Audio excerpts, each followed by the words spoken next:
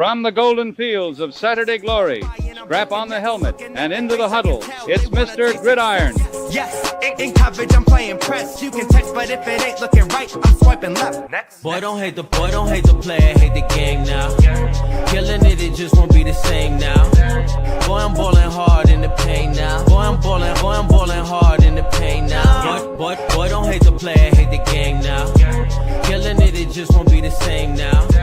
Boy, I'm balling hard in the pain now. Boy, I'm balling hard in the pain now.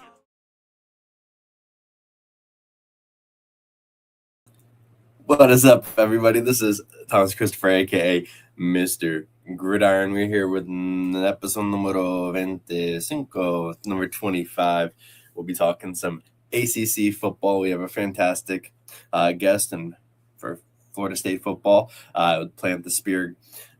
Those guys are fantastic, so I can't wait to have them on the show. That's going to be a great segment. We're going to talk some Mike Norvell. We're going to talk some FSU football and some of the other stuff, the recruiting class, upcoming season, things of that nature. It should be fantastic. I know I've said that a bunch of times, but I am excited for them. Wrapped up an interview with our friend Daniel Zuniga of Couch Potato Sports that actually occurred yesterday. I was going to feature on the show today, but we ended up having a very long conversation. Ended up being roughly an hour and a half, so we turned it into just a broad interview that will actually release today at 2:30 p.m. Eastern time. While you're at it, make sure you guys follow Daniel Zuniga of Couch Potato Sports. He's a fantastic asset in the New Mexico area. Helps a lot of programs out, helps a lot of kids out at the high schools too, not just for football, but for other prep sports as well. Obviously football, but some of the other prep sports as well. We're looking a little grainy on the screen. I hope I'm trying to see. Maybe that's on my end. I'll have to fix this. For some reason, the camera quality has just been going down as the content quality is going up, man. I mean, we're gonna love that. But do have a great show. We're going to be previewing the ACC. We have a bunch of teams on the docket today. We're going to be covering Syracuse football. Already mentioned Florida State. We're going to do a little bit of Boston College, some Cal. And depending on what the timing looks like, before the Plant the Spear guy gets on, guys get on. We're going to try to fit one more in. We'll see. But with that being said, before we get into all of that good stuff, we're going to do today's morning huddle. Put the ball! Let's go, family on three! 1, 2, 3, family! So the first news of this is actually very disturbing in a way, because Michigan AD Ward Manuel is going to receive a $7.1 million buyout after resigning as part of the settlement that he had with the Wolverines. And I say that's insane because this is the same guy who has known about every scandal that has happened at U of M since his tenure. He was actively hiding stuff. He knew about the relationship with Sharon Moore and the woman that he had an affair with. He knew that all this was like a disaster. He knew he was part of the cover-up for that. And I'm just like, how is this guy getting a buyout? How can you be so bad at your job that you receive a buyout to that nature? And nobody, I haven't seen anything on it. On my socials at all. I don't know if any of you have. If you have, please let me know in the comments. By the way, if you are here, make sure to click that like button. Completely free to do so. Helps the channel out a lot. If you're watching on YouTube, hit that like. Feel free to comment. Live show. Comments go right on the air. Subscribe as well. We're going to have great college football content this season. If you're on X, Twitter, or Facebook, hit that share button, that retweet button. Helps out a lot. The like button, of course, is great as well. But yeah, Ward Manuel getting a $7.1 million buyout. Literally insane. It just shows that once you get to a certain level, it doesn't matter if you fail because you'll still make money, even if you fail at your job. The clauses and buyouts and things like that for some of these guys is insane. And they worked for it. They got to the point where, they're in the position where they received that money. And I guess we'll just leave it at that. Next on the docket, because I don't want to stress too much on that because that's going to make me go on a tangent, and I'm already going on a little bit longer of a tangent than I'd like. Urban Meyer wishes that the college football playoff, in a recent interview, recent conversation, he wishes that the college football playoff was around when he was coaching. And the only thing I can say to that, Urban, is you can go back to coaching. It's not that difficult, unless you don't think you could get into a P4 or an autonomy school, which I think you could. Depending, I mean, last year would have probably been the year because there were so many openings, but this year, depending how some cards start to be dealt out to some of these guys, it's very likely that there could be a lot of job openings this year too. Just keep that in mind. Finally, Paul Feinbaum, fantastic Paul Feinbaum, who seems to be just in the most negative, and one of the most negative people in the sport right now, if we're being completely honest. He comes in with a blazer and has called Clemson's fan base, quote, the most annoying fan base in college football. I could think of a few others that would probably fit that bill, to be honest with you. But I mean, I get why in a sense, but it's also the same guy who doesn't hesitate to crap on Sweeney and other things. So calling them the most annoying fan base at the time where it's ironic. I'm just going to say that it's very ironic that this is the path that he's chosen to do, and kind of where he's gone with his career. I wouldn't have chosen that path, but then again, I'm also a nobody. So what do I know? But with that being said, that was today's morning huddle, and we're going to go to the main part of the show. Put the ball. Let's go, family on 3. 1, 2, 3, family. I love them. 1, 2, 3, family. So here's where things get interesting. We're talking 2026 football. We're talking the ACC, the Atlantic Coast Conference, and we're talking the upcoming season, 2026. And I'm going to start with the home team, the team that I actually personally, cover. That's going to be the Syracuse Orange. And I want to talk about them for a number of reasons. And part of that is the quarterback conversation, right?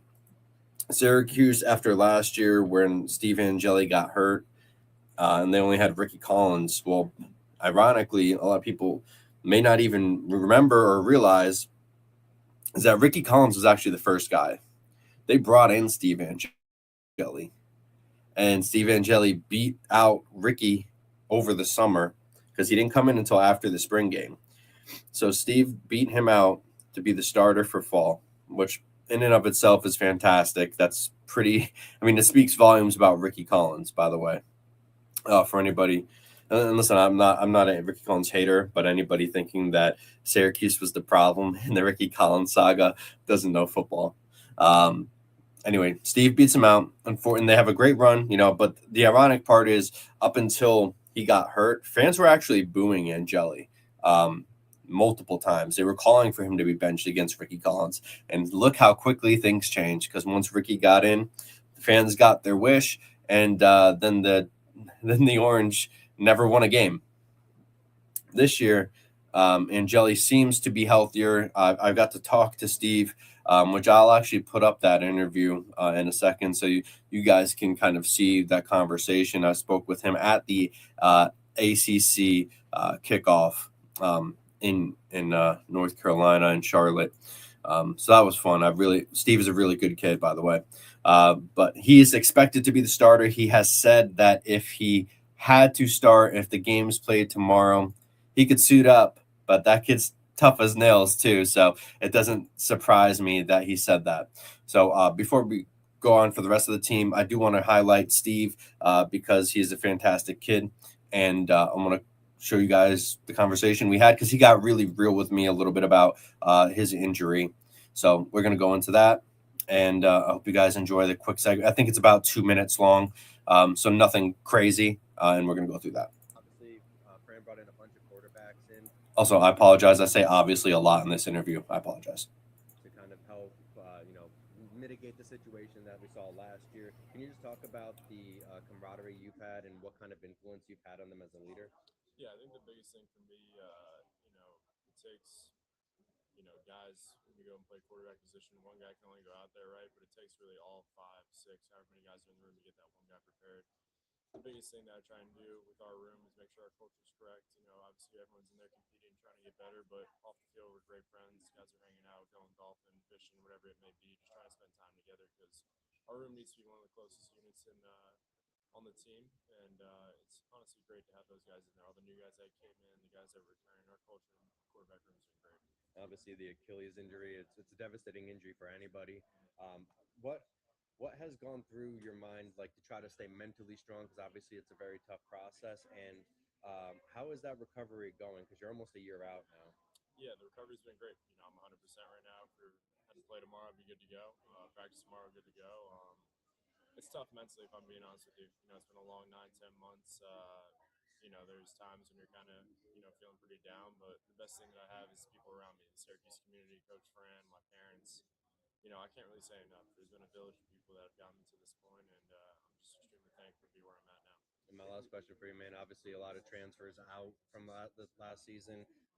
Who in the room now, whether running back, receivers, tight end group, has really stuck out to you and you've built a relationship with? Yeah, I'm excited for David Clement to kind of show what he can do this year. Noah Myers, one of our transfers. I think Amari Hatcher's going to have a great year for us. Tashawn Russell, Cole Weaver, Zamondre Merriweather. There's guys that I can name. Darius Johnson, Booby, and both of our backs, honestly 4 or 5 of our backs that are in the room. Those guys can all do their job, carry the rock, catch passes. Our offensive line has been absolutely stellar throughout the offseason. I'm really excited for the group as a whole, so it's really tough to pick out one that was just a few to name, but we're absolutely loaded with talent. Gotta love Steve Angeli. Threw him a couple layups there, but no. But Steve getting real with me there about his Achilles injury, I really appreciate him doing that. Talked about the camaraderie in the room, obviously, as people know, after what happened to Steve and Ricky really being the only guy there. They brought in Amari Odom. They brought in Danny Lauder. They brought in a handful of quarterbacks this season, which honestly is what they needed to do. But I also I was fortunate enough to actually talk to Steve after that too in a private section, and just shot it with him, talk some football, talk some shop, talked his injury. Really down to earth kid, man. He's really, really itching to play this season.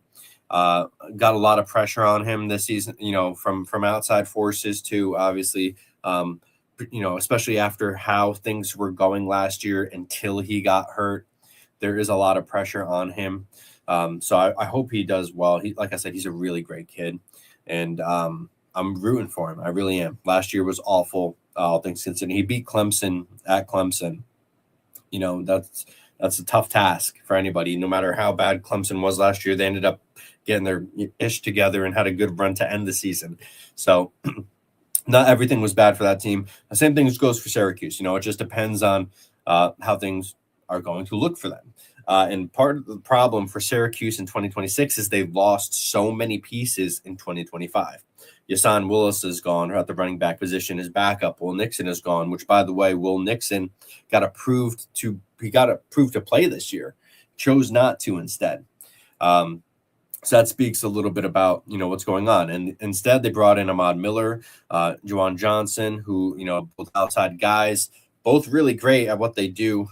Personally, currently they have Ahmad Miller projected as the starter going into this season, but that's kind of, that's neither here nor there. He's a Jackson State transfer. He comes from Memphis in Tennessee. That's where he's born at. And then we have Juwan Johnson, who came in from LSU, who was a Louisiana kid. But those are going to be the two backs right now projected to be the main starters. Even in practices in spring, that's how it was looking like too, with Ahmad getting the slight edge.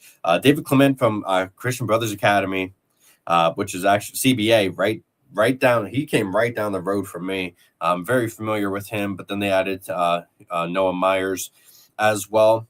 And the only continuity for Syracuse in the offense, really, other than Steve coming back, is the offensive line. Trevion Mack is still there. Joe Cruz is still there. Khalil Stewart, he's now in his redshirt freshman year. Byron Washington is supposed to have a nice season this year. He was a big prospect for them and a massive body. And then they have Cam Pringle on the outside, a sophomore who transferred over last year. excuse me, and even the backups behind them. Really only Olu Akin, I'm going to mispronounce his name, Akinshilo. He's really the only transfer that came in for Syracuse on the offensive line. But then you look at the wide receiver position. Obviously, they lost Calvin Russell, but they, even going into this season, they lost Jonte Cook. They lost Darryl Gill. They lost a lot of guys. Basically, everybody in that receiver room is different, except for Amari Hatcher and Boobie Johnson. Darian Williams, too, has came in, but he was not as big of a factor. But Zamondre Merriweather is in there. I actually did an interview with Zamondre. You can check that out on the League Winners Instagram. He's a great kid. Cole Weaver transfers over from the MAC. I think Cole Weaver is going to be a sleeper. Matthew Allen and Elijah Moore as well also came in for Syracuse. And those kids are going to be pretty good.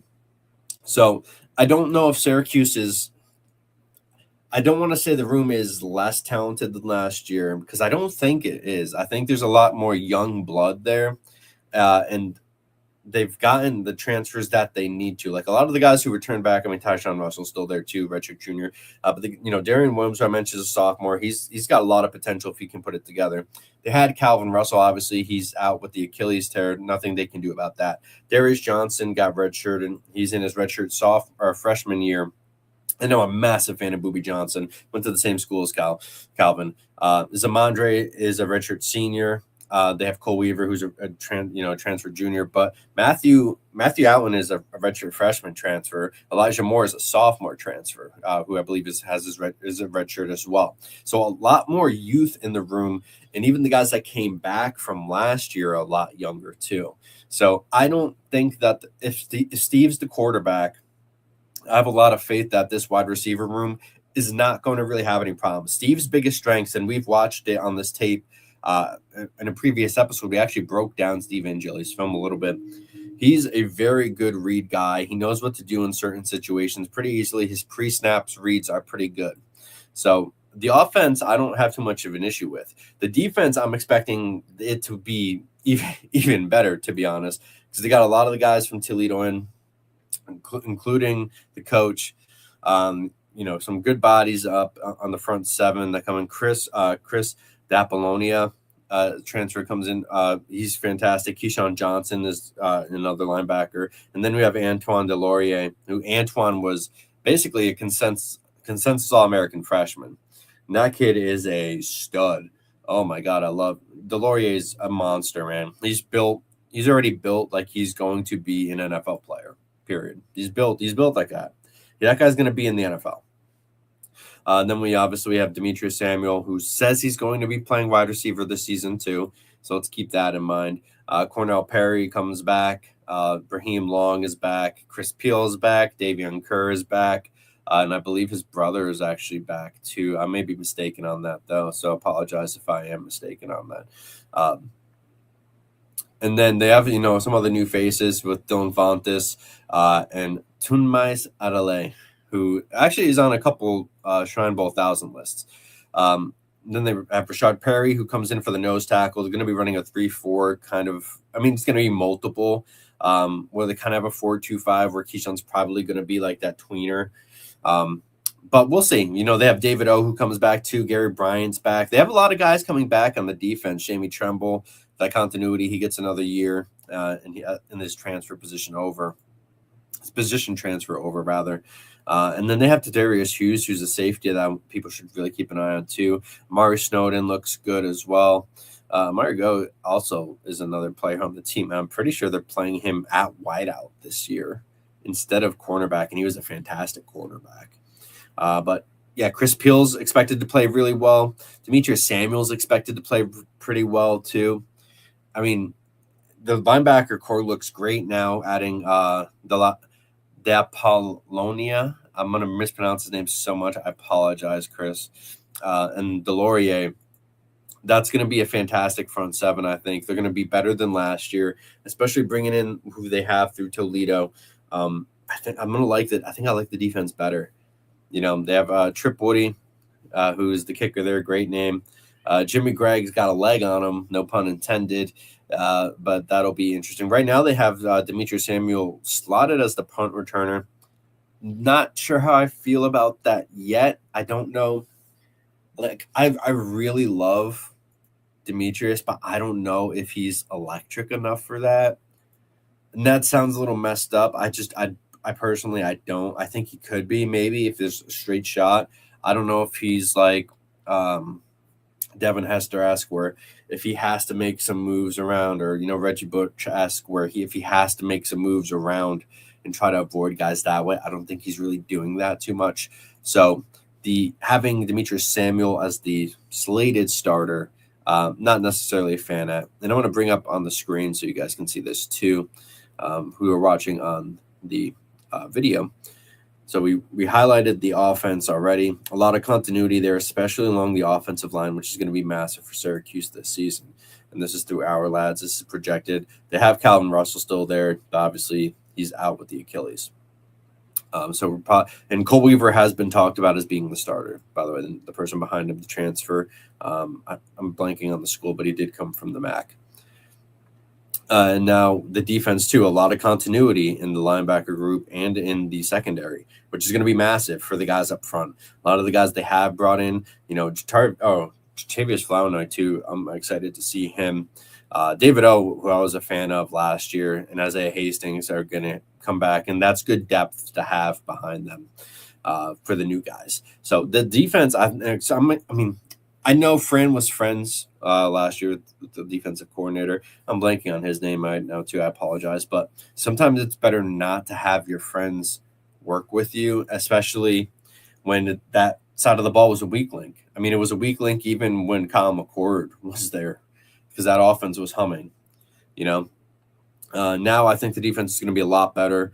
Laurier too, being the mic, is going to be massive. Like, this guy is a stud. Actually, I got to interview him as well, so I want to put that one up so that you guys can see that. I got to talk to him at the ACC kickoff because I thought his answers were interesting. He's he's a Canadian guy, but he talks with the Georgia slang. The Georgia. He's got that southern drawl a little bit, which I like seeing. So we're gonna put Antoine Delorier on here, and we're going to listen to him chat a little bit about this season. I'm talking, man. You were a highly ranked recruit coming out. You had a lot of offers. What ended up driving you to choose Syracuse? Well, I think it's the same reason why I stayed to Syracuse. Coach Fromm, like everything revolves around him, right? Who he is as a person, the plan he has for the team, but also for myself. We're aligned in so many ways concerning how we should play football, how the goals that we have. So I just think like that connection and that mentality and knowing where we're heading really keeps us close and really makes me want to be a Syracuse football player. Absolutely. Now, you were near consensus All-American as a freshman. That's a fantastic feat in its own right. What are your thoughts about that, and when did it start to click with you last year? Well, I think for me, it was really like my goal when I first got to Syracuse. Like I was saying, like I want to play as a freshman. I didn't expect things to turn out this way, but I can say that I was ready for everything that was thrown my way. The first game of the season, I started against Tennessee, and I was like, oh, like this is for real right now, and like I'm in it, so there's no going anywhere. But it was just adapting every week, like learning new stuff after every game. It was all new to me, so I just couldn't be bothered by anything that was outside of the field, right? Like my pregame and all that, like I was just going there and focusing on what was ahead of me in the game. Your read and react time is elite, man. I mean, I remember seeing you in the spring game, and you had an interception dropping back in zone coverage as well. You just have been fantastic in that regard. Is that more instinctual based, or how much time do you spend navigating film? I think it's both. I think it comes with experience playing football for a little while now, but also it's a lot of film study, right? Like you got to know everything that's going on the field as a linebacker. So I think that by me being able to do that and know about it, it helps everybody around me also because I'm able to call it out and be a vocal player on the field. So I think just like yes, studying the opponent, but also knowing like just my instinct, what's more likely to happen, I can help everybody around me too. And my last question for you, man. Outside of football, what do you like to do? Man, I'm in college for a short time, and I'm playing football here, so I don't do much outside of football. I'm pretty much everything for me revolves around being the best at it. Of course, you got class and all that, but for me, it's really like I'm trying to enjoy my years here and make the most out of it. Then I'll ask you, how's the campus, how's Syracuse, and how are the fans treating you? Great. Everything's been great for me at Syracuse. Like I couldn't be more privileged than that. Fan base is insane. When the dome is packed, like it's rocking in there. So I'm just privileged to play here.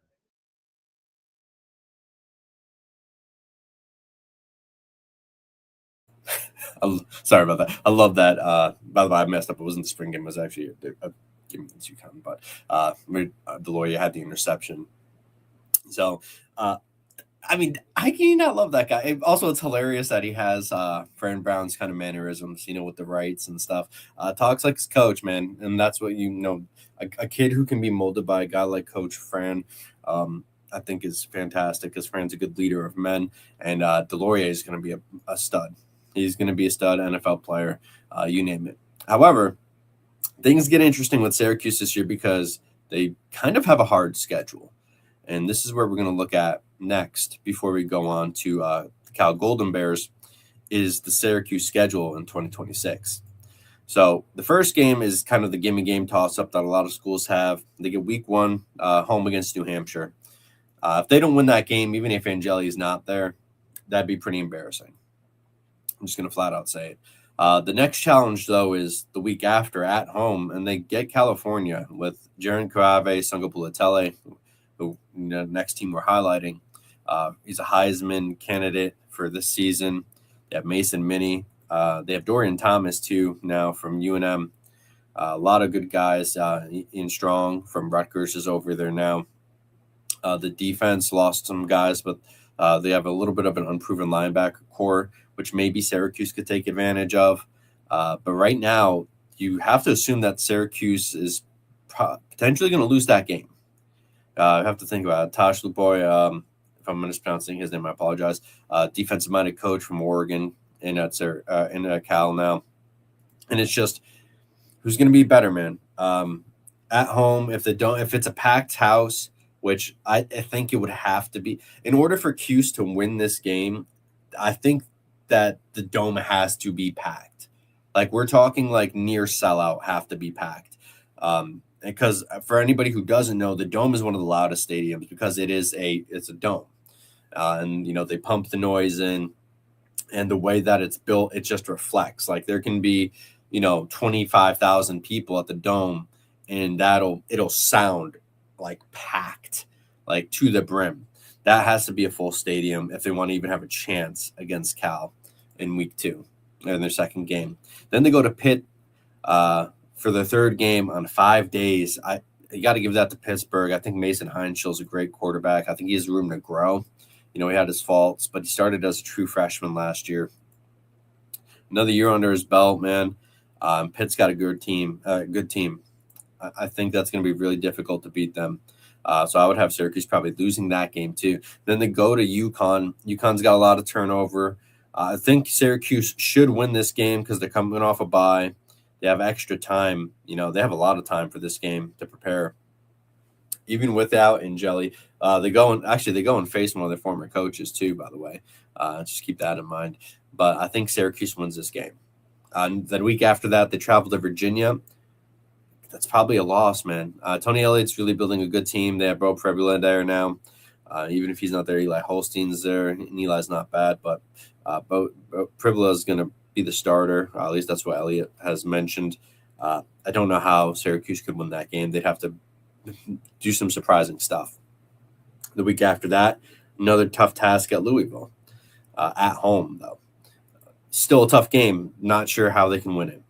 Louisville's a really good team. Like I said, the Syracuse is going to need home field advantage. It's not a played out thing where they say home field advantage is important. Like, they need home field advantage in this game if they want to win. And then they travel to UNC. I like what North Carolina has done this year through the transfer portal and with recruiting. but I just don't know if the Tar Heels are there yet. This is going to be an ugly game, I feel like. Home against SMU. I'm going to be honest here. I think SMU is probably going to win the conference or at least be the runner-up. And I have them beating Syracuse. Then they host Clemson after that, the week after that, and it's a rematch. I actually have Syracuse winning this game because I don't know. Clemson has a lot of studs, man, but I have a lot of questions about that offense. I really do. And right now, I have no idea. By the time November hits, we'll have a much clearer idea of how this contest could go. But right now, yeah, I would have Syracuse winning that game. NC State against NC State. They have 8 days for that game. That's kind of a toss-up to me. It really depends on how Steve Angeli is performing, if he's the quarterback. There's a lot of questions around that game. Against Boston College the following week, they should win that game. BC has got a lot of money introduced to it now, but I don't know if it's too little too late in terms of when it happened and what's going on with the program.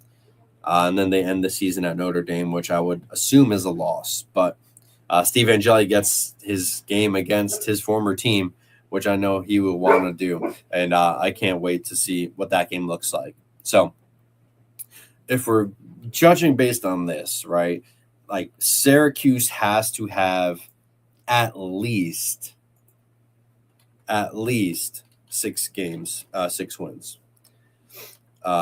Otherwise, I mean, dude, it's going to be tough. It's going to be tough for Fran. You know, the fans are already incredibly impatient people, and I love a lot of them, but the truth has to be told. You know, they were booing Steve Angeli, and the kid was looking good. You know, I don't think Steve's a perfect prospect by any means. He has his own flaws. I've talked about them. But they were booing the kid before he even really had a chance. In his first show as like a real starter, and they were booing that kid. So I don't know what the plan is. I really hope that they can win at least 6 games. I think 6 games is like the benchmark of the minimum of what they have to hit this season. I think they can hit more than that, but right now I have them as a borderline bowl team. Now, the next team we're going to talk about is one we've mentioned a little bit already in today's episode, and that is actually the California Golden Bears. And we're going to look at the depth chart based on our lads. Now, obviously, this stuff isn't completely updated. There's always some missing things or sometimes old information depending on, you know, what team it is. But Cal is kind of turning over a new leaf, so to speak, right? They've got a lot of money getting pumped into the program. They got the new head coach, the flashy head coach in terms of name value. They have the Heisman candidate at quarterback in Jaron. And they've utilized the portal like quite a bit. Right? Chase Hendricks is supposed to be great. Ian Strong is really good. I already know that from Rutgers. They have Cooper Parrish. So all of their projected starting wideouts are transfers. And the tackles are projected. The starting projected tackles are also transfers. That gives me a little bit of a cause for concern. Because, you know, chemistry stuff, they only get a year. We might see some early flubs because of that before they get on their feet. You know, the running back position is completely new as well. Carter Vargas, Ashton Emery, Adam Muhammad. Adam Muhammad was a great running back, but still, I mean, these guys are great. Excuse me. However, it's a completely new room, just much like Syracuse had. Then tight end room, we mentioned that Dorian Thomas comes over from the Lobos. But there's not a lot of continuity on the offensive side. I mean, the interior is good. Excuse me. So I'm assuming that the run game may look better than last year, especially with, you know, the better runner over there in Muhammad. But yeah, it's going to be fascinating. I know Ian Strong is going to be good. He's going to kind of replace the Jesus spot, if we have to call it that. Now I know he's mentioned as the X, but that's more of what he would be. But we'll see how it goes in terms of the offense. I think Jaron's going to be great. How great it is before that team, how long that team finds its stride before is going to be the biggest question with the Cal Golden Bears, right? On defense, Nate Burrell comes back, is projected to be a starter. BJ Canada is still there too, but he's kind of fallen down a bit. Jericho Johnson's projected to be the starting nose. Derek Wilkins on the other side of him, and they run a multiple 2-4-5. So we got a lot of backers on here. Tristan Jernigan and Solomon Williams come in. I mean, talking to Tom is done. Shout out to Tom, great name by the way. Who works for On3 for the Cal Golden Bears. He's talked about the linebacker group being dog-ish. A lot of unproven guys, a lot of guys that really have to make a name for himself. They're young too, right? A lot of freshmen and sophomores. They're all freshmen and sophomore transfers for the linebacker position. The only guy who's still there for the continuity aspect is in Hampton and Jaden Wayne. Basically, everybody else is brand new. You can see the names. Sorry, I apologize. You can see these names here. Like, they're all new. The orange is the transfers, by the way, if you're watching. If you're listening, let's go through them. It's 1, 2, 3, 4, 5, 6. 6 out of 8 of the starters, backups at the linebacker spot are new transfers. The back end has a little bit of more continuity. Aiden Matunay, mispronouncing his name, I apologize. I know that. Cam Sidney at the strong safety position, Isaiah Crosby. Kingston Lopa, who I'm a fan of, transferring over, good prospect. Those are the safety spots. At cornerback, we have Daniel Harris, another transfer, and Ricky Fletcher. Ricky Fletcher, I am a fan of. I think he's going to be great in this system. And their senior transfers too. They have Marquise Groves-Kilbrew as the backup cornerback. They're also a senior transfer. Good guys there. They have Josiah Wagner, who's going to be the nickel. And if not him, Kamari Shamwell, but probably Josiah. So I like that the continuity is there for the nickel position.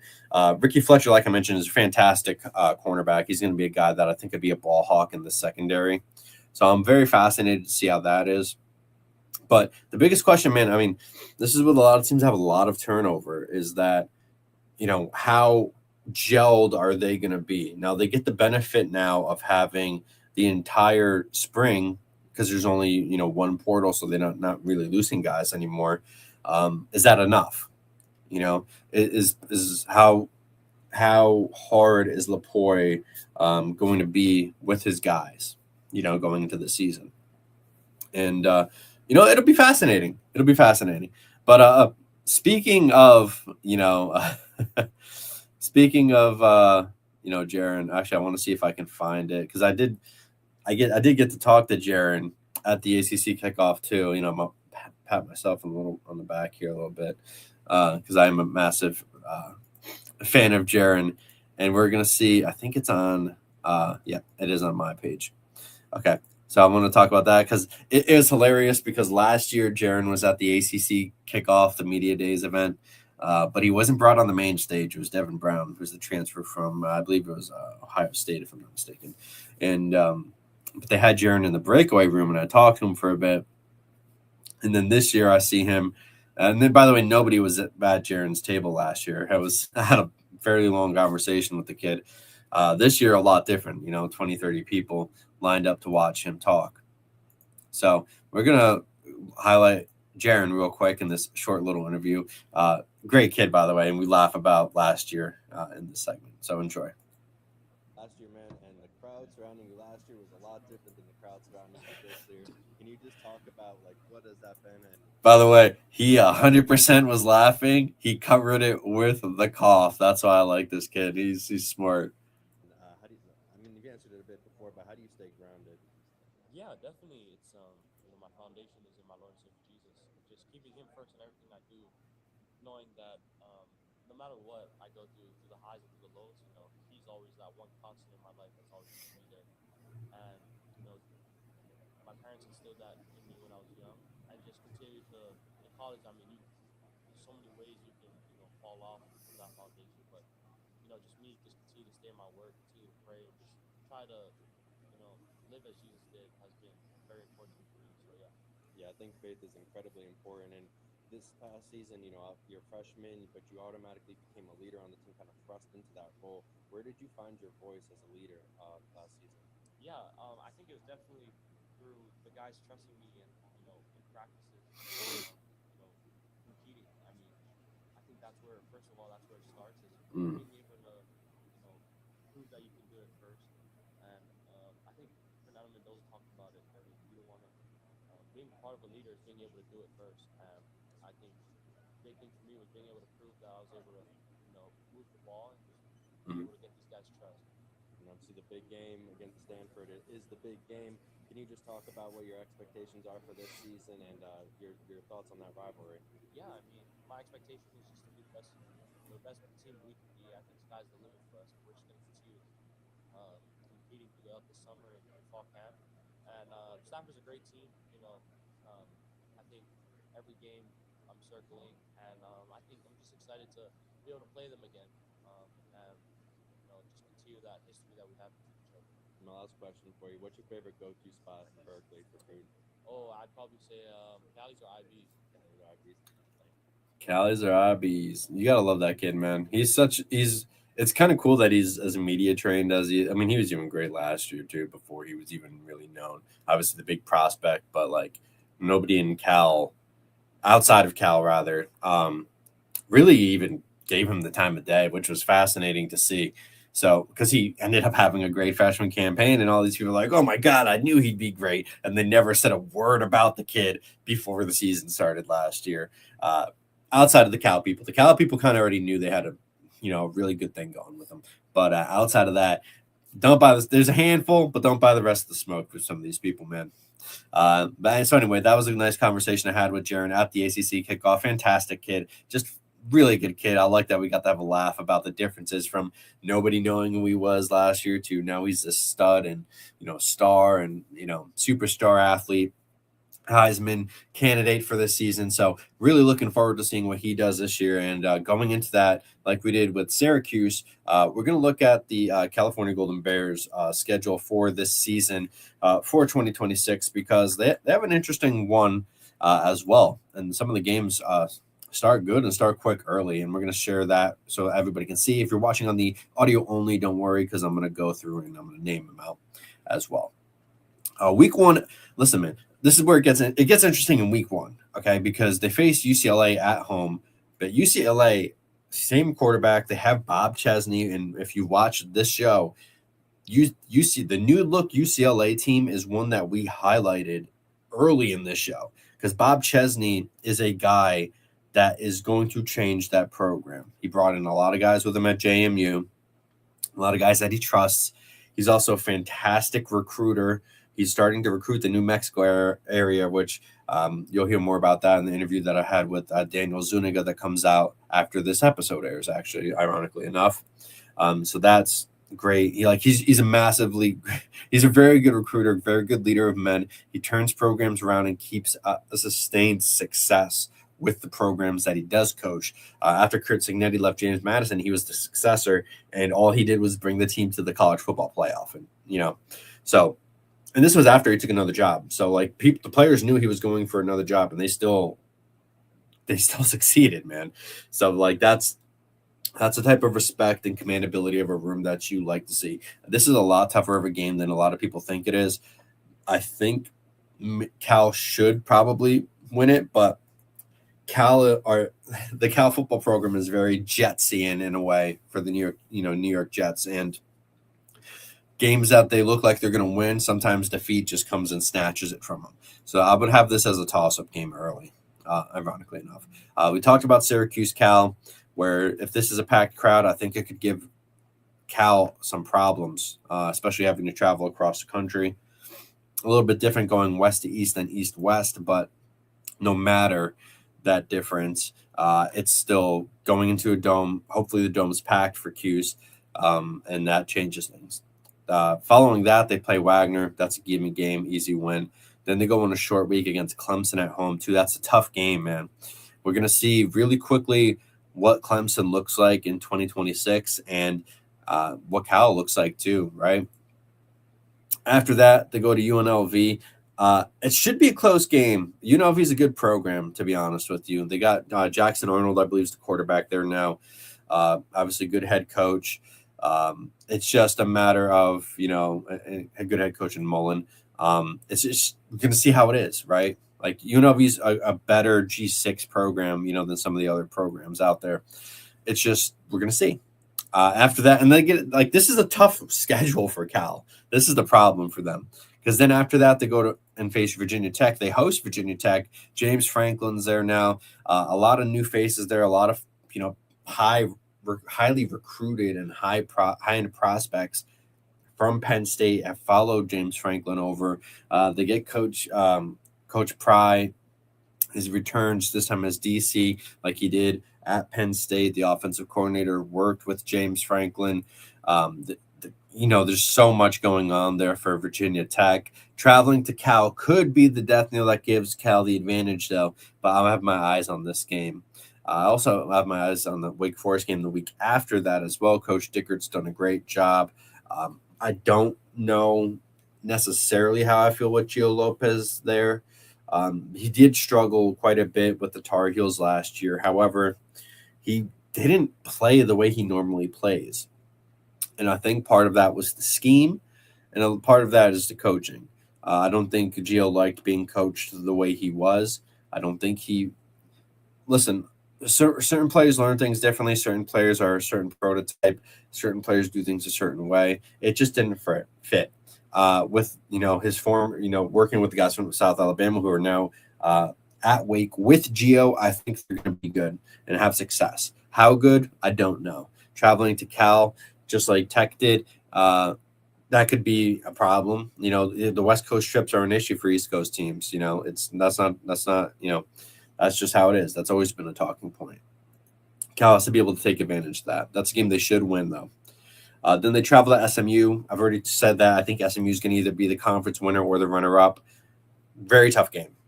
They travel to NC State, another very tough opponent. The week after that on Halloween, no less. It's going to be a crazy environment, especially if the two teams do end up doing well leading into that game. That could be fascinating. Then Cal travels again to Virginia and faces Virginia, the Cavaliers. With Tony Elliott, Bro Pribola's there. It's a tough game, man. That's another tough game. Then we have the game, Stanford at Cal. And that's always a tough game. Even if Stanford's bad or Cal's bad, that's a big rivalry game, and we've seen strange things happen in those games. Tough game. And then they end the season facing Pitt. Another tough game. If I'm looking at this schedule, realistically, there is one easy game on this schedule for Cal, and that is against Wagner. People can say UNLV, but UNLV is not a bad team. They got a former SEC quarterback. Coach Mullen's an excellent coach. The group of six isn't as far off from some of these P4 programs as some may believe, especially the high-end group of six programs and against the lower-end P4 programs, which that's what Cal would be right now. They're not at that high tier yet. I think they can be, but they're not yet.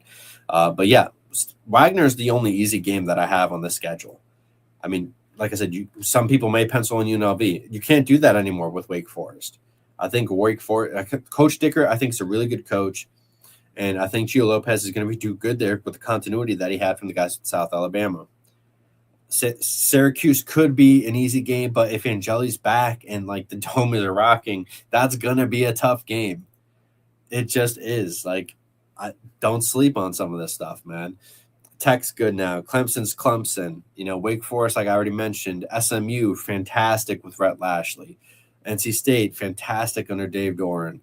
Virginia has a new look Virginia team with, Bro Pribola as the starter there.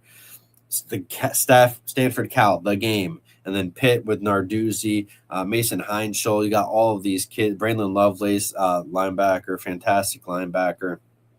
I don't know how somebody could look at the schedule and be like, yeah, Cal's guaranteed to win more than 6 games. This is going to be tough, man. This is going to be a tough schedule. I'm not penciling them in for anything. Anything could happen in these games. The only win I can pencil them in for is Wagner, who travels to Cal. Excuse me. That's the only one that I could pencil a clear win in for. If you think I'm insane, please leave a comment. Let me know if you agree with me, disagree with me. But right now, this is probably one of the toughest schedules in the ACC because of who they face. This would only be harder if they had Miami on the schedule instead of like UNLV or obviously Wagner. But every team kind of gets that, FCS low G6 opponent. But like UNLV is a great G6 team. Then they have all the conference games. UCLA is going to be a lot better than people think under Bob Chesney. I promise you that. Especially they got the continuity at the quarterback position. They brought in a lot of great guys from James Madison. The running back Knight is an incredible player. There's a lot of good stuff to like there for UCLA, especially with the recruiting that he's doing, the transfers that he's been able to get. Bob Chesney's the real deal. He's going to turn UCLA around. It's just a matter of if it happens this early, maybe Cal could take advantage in this game. But other than that, man, this is tough. Incredibly tough schedule. Let me know what you guys think in the comments. Like I said, if you're watching this, please make sure to click that like button, whether you're on YouTube, X, Twitter, Facebook. It's completely free to do so. It helps the channel out a bit. I appreciate everybody. Leave a comment, live show. I throw them right up on the air when you guys go, and we go back and forth, which is always fun. And then if you like college football, make sure to share the show. It does help a lot, whether you're on any of the platforms, Facebook, X, Twitter, or YouTube. Share it to your Instagram too. So that was the Cal Golden Bears that we've talked about a bit and what they're doing this season. Like I said, I love Jaron Cavis and Gabatelli. I think the addition of Tosh as the head coach there is going to be great. Some questions there with how many transfers they've added in. They have added in some good ones with Ian Strong, a wide receiver. Dorian Thomas, the tight end from New Mexico, is going to be fantastic too. You can find out a little bit more about New Mexico football in Prep Sports with the interview with Daniel Zuniga from Couch Potato Sports, which actually drops on this channel at 2:30 p.m. Eastern time. It's an hour and a half conversation with Daniel. Fantastic guy, really knows New Mexico sports. We talk about recruits, we talk about football, we talk about the Lobos too. Really great stuff. Make sure you guys check that out. Now, however, I'm going to go into the next team before, and by the way, Plant the Spear guys are going to be on at, I believe it's Jesse who's going to be coming on. That'll be at the bottom of this hour, so 9:30 a.m. Eastern time. Plant the Spear is coming on. We're going to talk FSU football, Mike Norvell, Tom Herman edition, recruits, some schedule stuff too. It's going to be really good. So I appreciate that. But we're going to talk another team now that we kind of talked about a little bit because Syracuse plays them. Cal plays them. We're going to be talking about the Pitt Panthers. And the Pitt Panthers under Coach Narduzzi have been fascinating, to say the least. Not last year, but in 2024, started a freshman quarterback, Eli Holstein. They started off hot. I believe they won 7 in a row. And then they lost every game after that. So not great, right? Then this past season happens, Eli gets benched. They throw in Mason Heinschel, another freshman quarterback, true freshman, and they go on a burner. They start winning game after game after game until they don't, and then they start losing a lot of games, including the Notre Dame game, which was on College Game Day, and then the Miami game, which was another massive game for them. They missed out being conference champions. I asked Coach Narduzzi about that, and he made a joke. Well, we don't face Miami or Notre Dame on the schedule again this year. That's I love the coach, but man, that's a horrible answer, man. This is truth, by the way. What I'm about to say is that multiple coaches I've talked about his lack of adjustments in game, like his own coaches.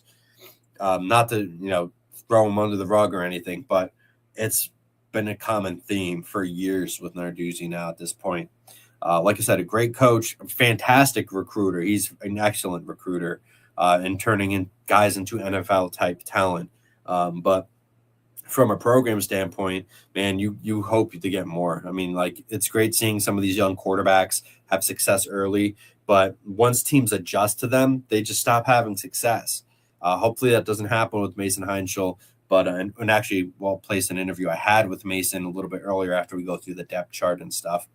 It's because I want you guys to see that. But you just want to see more. You can't lose game day. You can't have College Game Day there and get your butt kicked the way that they got their butt kicked. That was embarrassing. Not only that, to lose to Miami with everything on the line too. They were set up to be in the ACC championship game, and they completely fumbled that bag. So they can't do that. But going into the season, and anybody watching, like I said, on the audio-only format, I'll be reading through the names of the depth chart first before we go into some other stuff. And to be honest, there is a lot to like here with the depth chart because you don't see too much orange, and the orange would be the incoming transfers, especially in the starting spots, right? They brought in Malik Knight, which is great. He's a redshirt senior, comes in. Katarius Hicks is cool. Sincere Lee is somebody that Mason said to keep an eye on because he's being moved supposedly into the slot this year. That's for Mason Heinschel. So he's somebody to keep an eye on. So this Bryce Yates being in there, I don't think that's true. Cam Sapp and Tony Kinsler are great to have for continuity purposes. Obviously, they have Mason Heinschel there, but you better watch out because Corey Daly's right behind him as the freshman coming up. They have Ja'Carrion Turner at running back still. Now he's in his sophomore season. I think he's going to be successful. Ryan Baer, fantastic right tackle. BJ Williams, another fantastic player.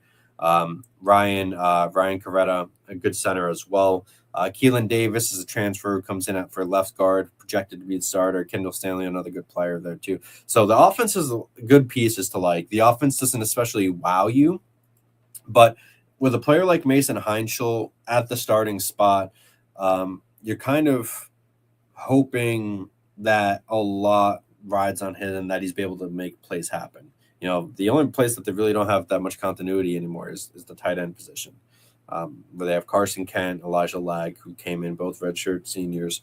They're incoming transfers. So there's a lot to like here, and it starts with the quarterback. You know, Mason has his own issues that he kind of has to fix a bit, but he didn't have a full season of starter reps. He didn't have an off season of starter reps. This year he does and gets all that.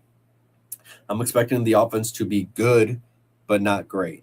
I'm expecting them to win games and not lose. I'm not expecting this offense to lose Pitt any games. I'll just say that. Defense, I like even better because defense has, you know, some transfers in the back or in the depth positions, but for the most part, it's a lot of continuity. Which you hear me say that word a million times. You know I like it. Zion Neal, Nick James, and Sean Fitzsimmons. And Jimmy Scott, I apologize, are the starting four in the trenches for Pitt.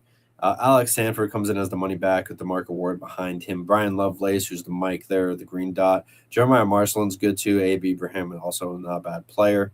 They have Cameron Lindsay at the star. Emmanuel Taylor and Jaden Bonsu. So some of the main linebacker spots there is a lot of guys who have been in the program. Cornerback, it's kind of the same thing. Shadarian Harrison, Josh Guerriere, and Cruz Brookins are returning players in the starting roles. Rayon Strader is a senior transfer. He comes into Sean Lee, Cole Woodson, Alan Bryant, and Kanye Thompson are the backups projected right now based on our lad's latest depth chart. So, like I said, when it comes to football, man, it's really important, especially in conferences like the ACC, like good conferences.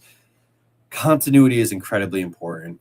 It really is. I mean, you've heard some stuff too. And actually, if you follow us on Instagram, Stephen Bernard had a really great question for South Carolina's head coach where he kind of asked him like why they fell off the way they did. And a lot of that was they didn't have older guys. They didn't have continuity. Everybody was really young. You know, this team is older and a lot of guys who have been in this system for years, you know. So that's fantastic to see. And what's even funnier is that this year, the starting quarterback has a chip on his shoulder, and it starts with him being an under-recruited guy. Like, Pitt was the only P4 that was really going after him, if I'm not mistaken. And he remembers that. So I actually got the chance to talk to Mason Heinschel at the 2026 ACC kickoff, and we're going to hear what the quarterback has to say. Coming out of high school, Pitt was your only P4 offer, if I'm not mistaken. Did that kind of give you a chip on your shoulder at all?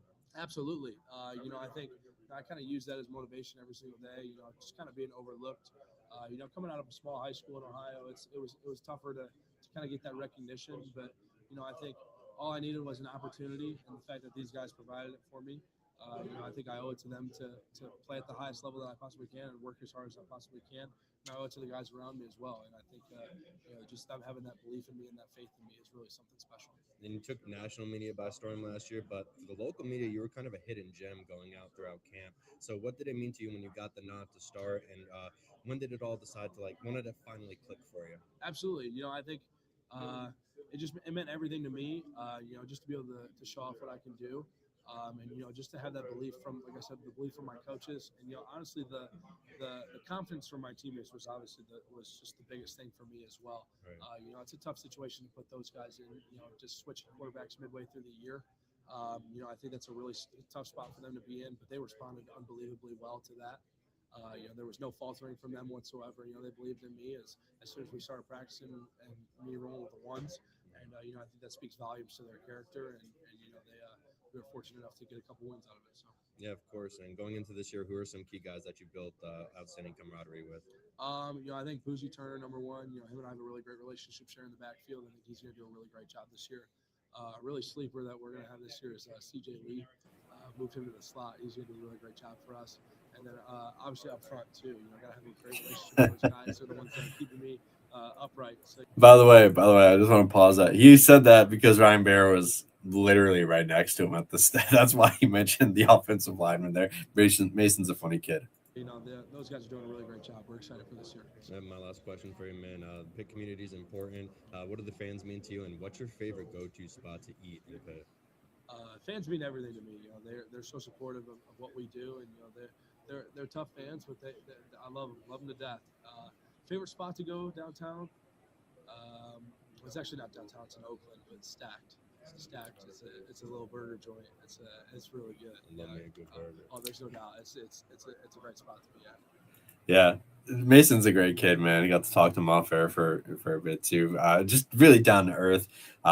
He had an iced out watch too, which didn't expect he had it in him. He's got some swag in him, man. I like that stuff. By the way, when he means Oakland, he just means I think it's uptown. It's north of Pitt. Somebody correct me if I'm wrong, but it is in Pennsylvania.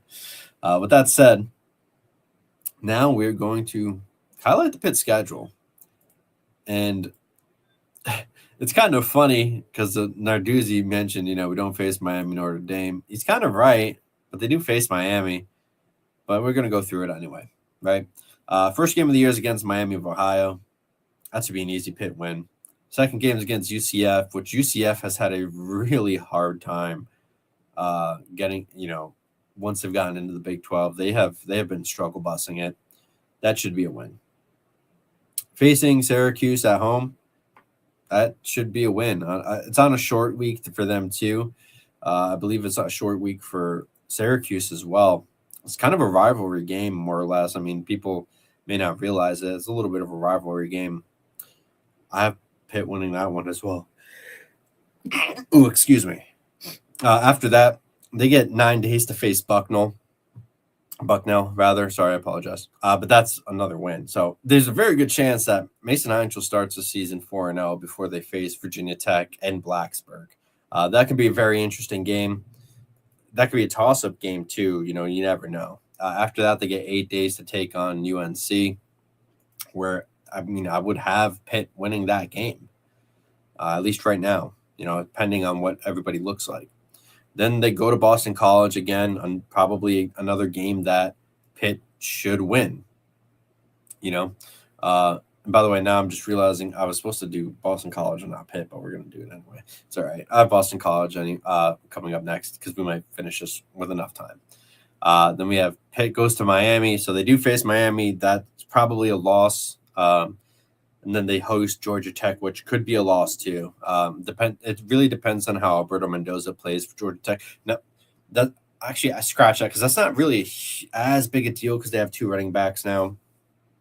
But they're gonna have they have a really good running back tandem. And just Georgia Tech, man, is it's a good program under Brent Key. So that's gonna be tough. Then they host Florida State, and they get 2 weeks for that game, though. So that's a tough game, man. That's a tough game for Florida State. Depending on – this is the biggest question, man. Like, FSU is kind of a Dr. Jekyll, Mr. Hyde in terms of when they show up in, like, the past few seasons.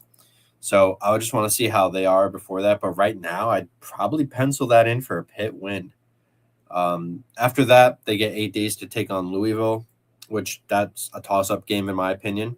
And then they go to Cal, which would be another toss-up game depending how the two teams look at that point in the season.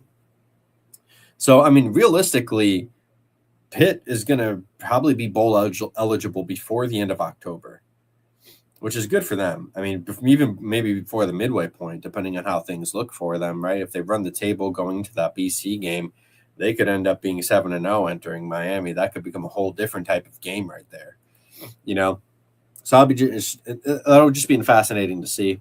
I'm very curious to see how that goes. But for Pitt, anything can happen. It's going to be, how good is that team going to be?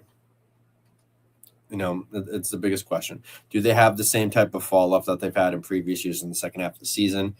Who knows, man? Who knows? That'll be curious. I'm very curious. But yeah, so that was Pitt. We highlighted the depth chart. We went over a little Mason Heinzel interview that I hope you guys enjoyed, that I got to talk to him at the ACC kickoff, gave a little insight to him as a player. And now we're going to highlight Boston College. And Boston College, just like Syracuse, bottom of the barrel in 2025, rather. Not great. Lots going on. Bill O'Brien, still the head coach there. Kind of surprised with the fall off from year 1 to year 2. They get a new quarterback in Mason McKenzie, who comes from the D2 level, same conference, I believe, or league as Trinidad Chambliss.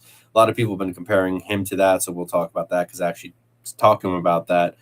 They lost Kalen Chudzinski, tight end, to, I believe, an Achilles injury, so he's done too.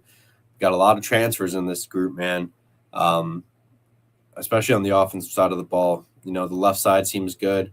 The right side's completely different, whether it's freshmen or transfers. Christian Phillips and Vega Jean Jumeo, I've mispronounced his name, I apologize, are listed as the starters.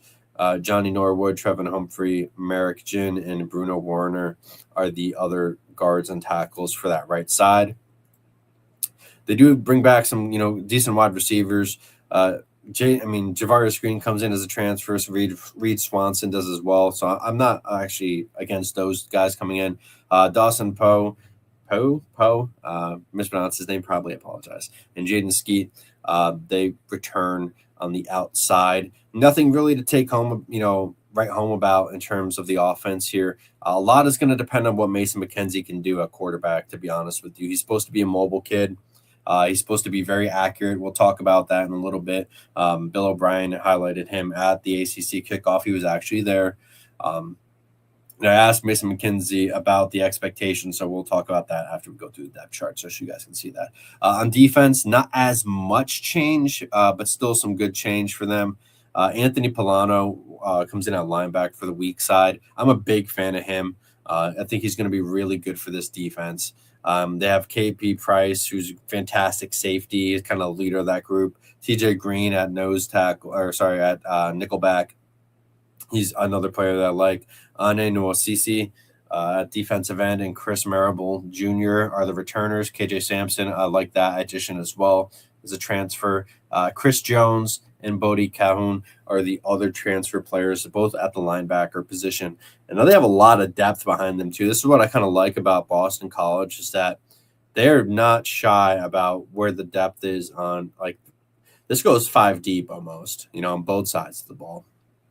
So there's a lot of players to like, a lot of stuff to really – this is a team that's going to have a lot of opportunity for them, man. Considering how last season went, the best guys are going to get on the field. Bill O'Brien's going to probably – I know they just got an influx of cash in, which is great. Bill O'Brien's talked about that and how that's helping the football program. But the thing is, the results have to come with it, right? And you just can't you just can't expect the money to change things. The coaching has to do that too, and Bill knows that. The problem is, Boston College has a tough schedule this year too. They've got no help. They might be worse than last. They might be on the same par as last year because the schedule is brutal. It is an absolutely brutal schedule. But before we go into the schedule, because I really don't want to kick them too much while they're down. I do want to highlight the conversation that I did end up having with actually, first I'm gonna before we go into Mason McKenzie's press. Sorry, I can't talk right now. Before we go to Mason McKenzie's conversation at the ACC kickoff, we're going to highlight Bill O'Brien and a question I asked him of why he thinks Mason McKenzie is the guy for Boston College. And this is what I asked him at the ACC kickoff. You can hear Bill here. It's about a minute long. The first thing we felt like when we got done with the season and we evaluated that position, we had guys leave, so we knew we had to replace. We couldn't just do it with rookies. We had to go get somebody out of the portal, at least one guy out of the portal. We wanted somebody that not only was an efficient, accurate passer that could anticipate, that could learn, understand our passing game, our protections, our reads and things, but also a guy that was mobile, that could make plays with his feet. We weren't going to be a team that's going to drop back 55 times in a game and have a guy just standing there like a statue. That's not going to be who we are. And so we started to track that, and we started to really scour the portal, which a lot of our guys had already been doing that during the season. And so Mason was a guy that came up right away. And as soon as I saw his film, and I knew the level of competition in that conference because I had looked at Trinidad Chambliss the year before, and knowing Pete Golding, coaching with him at Alabama, what Trinidad had meant to that program. This was a guy that I knew from the level of from that conference that had played good football and was very productive. I had almost 6,000 total yards. You're talking about passing and running, and very productive, and a winner, and was the player of the year in that conference this past year. So we went out, we contacted him, he came and visited, came with his dad, and right away we liked him. A very sharp guy, learns well, can communicate, puts his mind to it, really prepares every single day, comes into the meetings, fun guy to coach, same guy every day, very consistent guy. So really looking forward to continuing to work with him, training camp and then into the season. So that was his response to why he chose Mason McKenzie as the guy. And we're going to now look at Mason McKenzie's answers. He talks about being doubted by fans and media and why it's given him a chip on his shoulder. This is my question to him at the ACC kickoff. From what I've seen online, I don't think anybody really has too many expectations for me. So, I take that as a chip on my shoulder. I'm not ready to go prove people wrong. That's kind of what I've been doing my whole life. I've been told I'm too small. I can't throw the ball well enough. I'm not fast enough, not big enough. But I just take that and put it on my shoulder, and I want to just go prove people wrong and go prove that I belong in this level. Yeah, I love his response there, man. I really do. I think he's a good kid. I wish I could have talked to him in the breakout room. Unfortunately, I had other obligations during that time, and I couldn't do it. I would have loved to talk some more ball with him, and hopefully I get the chance to this year. I think that'd be great. However, the problem is for Boston College, man, and I hope he doesn't use me for the chip on his shoulder, is they have a really tough schedule, like really tough. They opened the season week 1 at Cincinnati. Cincinnati's not a bad program. I mean, they lost Brendan Sorsby. They've gained a lot of pieces too. I forget who they brought in for a transfer quarterback. It's bugging the heck out. J.C. French, that's who it is, who comes in from Georgia Southern. We covered them last year. J.C. French, mobile quarterback, good thrower. Surprised he got the offer to Cincinnati. But, that's going to be a tough game for them. And then they host Rutgers, another tough game for them. Rutgers is in more of a rebuilding, but so maybe they sneak that win in there, especially since it's at home. But that's tough. They face Maine. That's a win, right? That should be an easy win against the FCS program. Boston College would win that game at minimum. So, this could either be a 1-3, 3-0, like the first 3 games could be anything. Then they host Virginia Tech with James Franklin coming in. That's a really tough game. They go to SMU the next week. That's a really tough game. They get 2 weeks to prep for Pittsburgh at home. That's still a tough game. Then they go to Georgia Tech. Another tough game. Potentially another loss.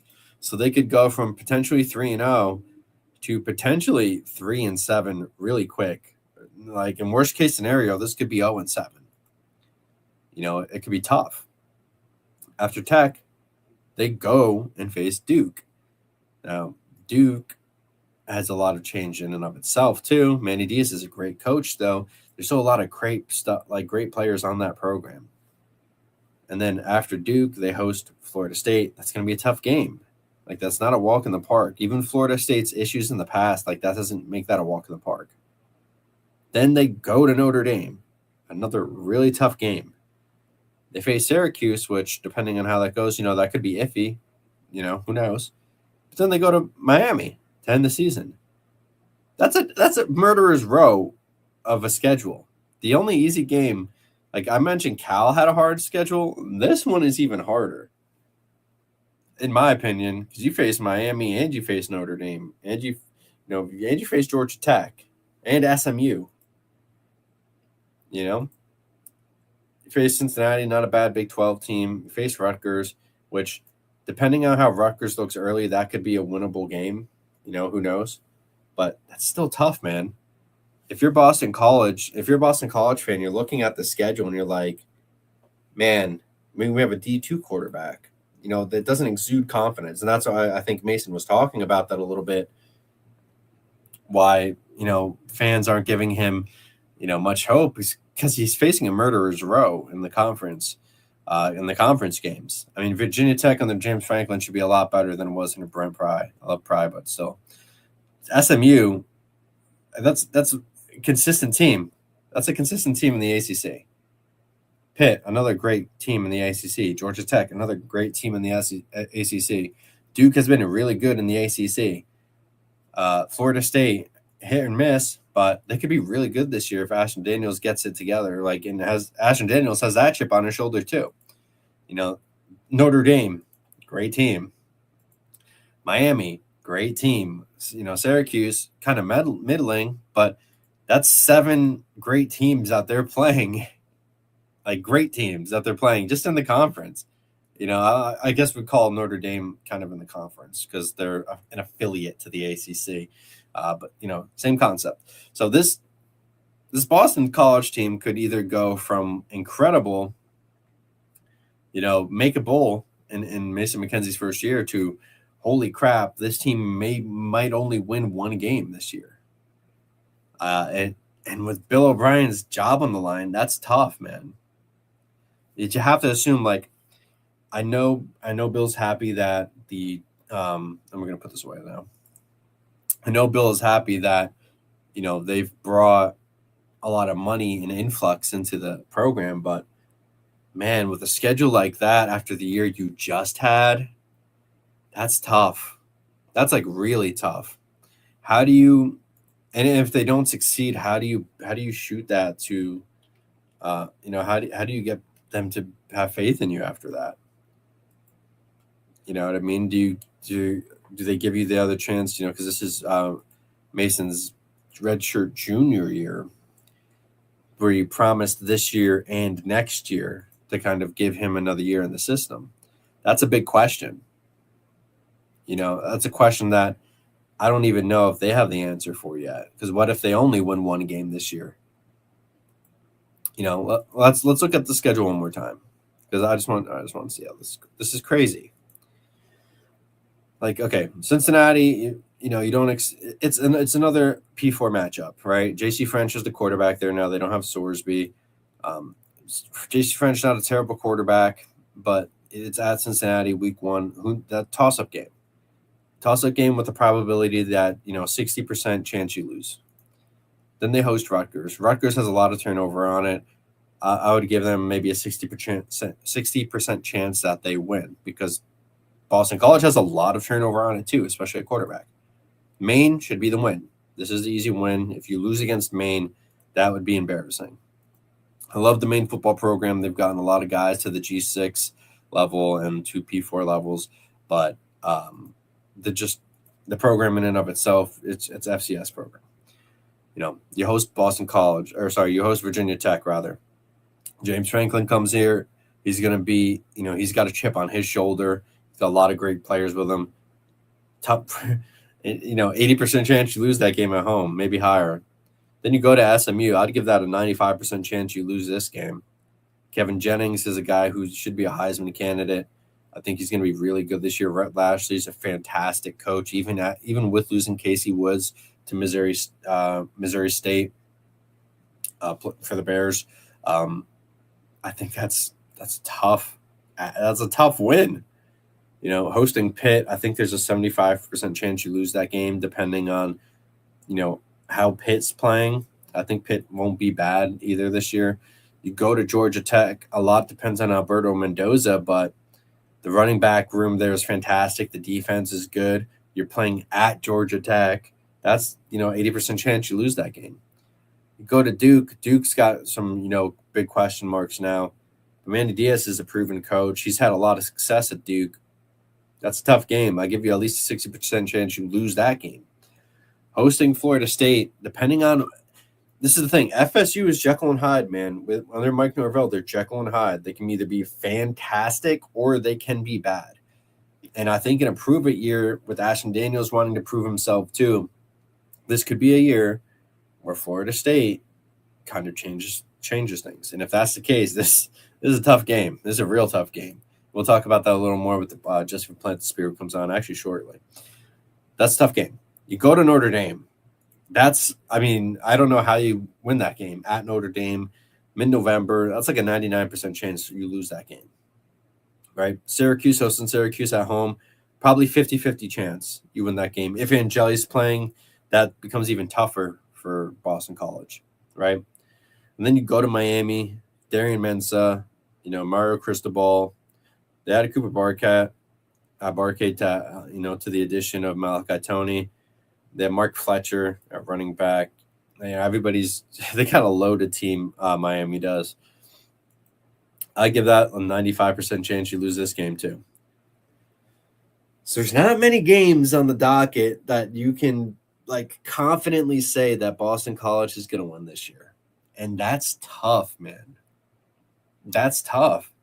That's tough in year 3. We're in year 3 of Bill O'Brien. Past 2 years year 1 was not bad, actually. I believe they went 7-6, if I'm not mistaken. Ended up getting a bowl game. Just not bad. Not a bad year. Surprising year, right? Then last year happens, and they implode. They did not do well. Tommy Castellanos leaves. The quarterback wasn't really there. There's a lot of issues that were going on with Boston College. I know Bill had a lot of stuff that, he wasn't happy about last season as well. Plus, there was just a lot of issues, man. Them and Syracuse were the real disappointments last season in terms of how inept the coaching ended up being for those programs. It was really bad to see. And then, the schedule's brutal for them, and Boston College they just don't have an easy going. I mean, Maine is theoretically one of the only games they probably have a greater than 50 chance win. Rutgers, depending on what they do, there's a lot of turnover at Rutgers, so it depends on that. Duke's got a lot of turnover, but Manny Diaz is a great coach. Syracuse, it depends on if Angeli's the quarterback and how they're going. If Angeli's the quarterback, things could be a lot different for that Syracuse team, especially at the end of the year if they're playing for a bowl game, because Syracuse's schedule isn't necessarily the easiest. But Miami, how do you beat Miami at Miami if you're Boston College with Mason McKenzie? You don't. Notre Dame, you really don't beat those guys. Georgia Tech, how do you beat that? Pitt coming in, if they're on the Hummer with Mason Hines, showing a lot of the continuity that Pitt has on that team with Narduzzi, how do you beat those guys? Virginia Tech, James Franklin's coming in. He's got a chip on his shoulder early in the season, towards the end of September. Does he have momentum going into that Boston College game? If he does, what are the Eagles going to do, man? It's going to be tough. And then SMU, I've talked about how much I love Rhett Lashley. I think Kevin Jennings is a kind of a sleeper Heisman candidate guy. Even with them losing Casey Woods to Missouri State, I think that they're going to be a very good team. So for Boston College, man, out of all the teams we've highlighted so far in the ACC, Boston College probably has the worst chance of getting to a bowl, at least at this moment in time, right? You really hope that they can kind of get it together, but man, it's going to be so tough. It really is. And I feel for they're doing the right things. The program's finally added, they finally added money into the program, rather, the university, which is good. Like, because this is kind of the under the radar aspect, is that every football program is supposed to have designated $20.5 million for all the programs, for all the athletic programs. Obviously, football gets the vast majority of that. However, that gets circumvented using NIL. So they use third-party NILs and sponsors and things of that nature to pay athletes more than that $20.5 million that they're allocated or supposed to have through the, I think it's the House settlement or the antitrust settlement. That never ends up happening. So Boston College finally getting an influx of cash there is good for that program. I want to make sure that that people understand that aspect of things. So it's just something to keep in mind, man, because it's it's not it's not great for them. It's not great for them. I don't know. I hope the best for Bill O'Brien. He's a nice guy. He doesn't beat around the bush. I mean, he was frustrated last year. He took some of his frustrations out last year. But obviously, he's in a better headspace this year, getting the money into the program. I like Mason McKenzie. I think he can be a good quarterback. The problem is, like I keep saying, it is the schedule. And that's kind of the elephant in the room. Like, that's not a knock on Mason, because that's not a knock on Mason at all. Because the other problem I have too is I don't know how good the rest of the assets surrounding Mason McKenzie are going to be when the season starts. Kalen Chudzinski was probably the best weapon that he would have had this season, at least in my opinion. The safety valve for the new quarterback, big tight end. He was on a lot of watch lists, and then he ends up tearing his Achilles. So you're not going to have the star tight end that you would have normally had. How does that offense start humming? That's the questions that I have when it comes to Boston College. It's not, and Mason McKenzie, by the way, is a great quarterback in his own right, D2 level guy, but he ended up, being, I believe, his conference MVP, and he's got a lot of talent. He's multiple. He's a dual threat guy. He can run it, he can pass it. It's just, what are the weapons at Boston College going to be that he can actually have success with going into this season? That's my biggest question when it comes to Boston College this year. There's some coaching issues too, but they brought a lot of guys, and they brought in a lot of great. It's great on the administration, great on the coaching staff. So the questions become the offense and the schedule. And if they're not able to really hit it out the park and get on that right stretch early, get off to the right start early during that kind of weird stretch where to go to Cincinnati, host Rutgers, and then host Maine, you got to go 3-0 in that. I mean, you just have to. If you don't go 3-0, the chances of you hitting a bowl game this season, if you're Boston College, are next to zero. And I mean, personally, I don't know if O'Brien makes it another year if that's the case.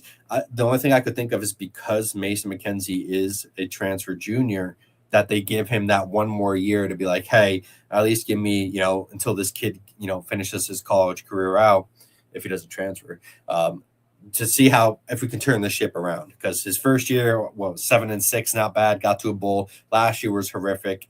This year, a whole lot different, or this past year, expecting to be a whole lot different. So we'll see if that ends up being the case for them going forward. But now we're about to hit the bottom of the hour. So before I bring the next guest in, if you're watching this show, please make sure to hit that like button. Completely free to do so. I know there's some issues with X, Twitter, being able to see that. I've gotten some text from that. I'm not exactly sure what's going on with X, Twitter, between the media and stuff that they have going on there. There's some issues. So if you are watching there, I appreciate you found a way to watch it on there. Hopefully that gets completely figured out, soon. They got to stop doing some of these updates. They're a little crazy.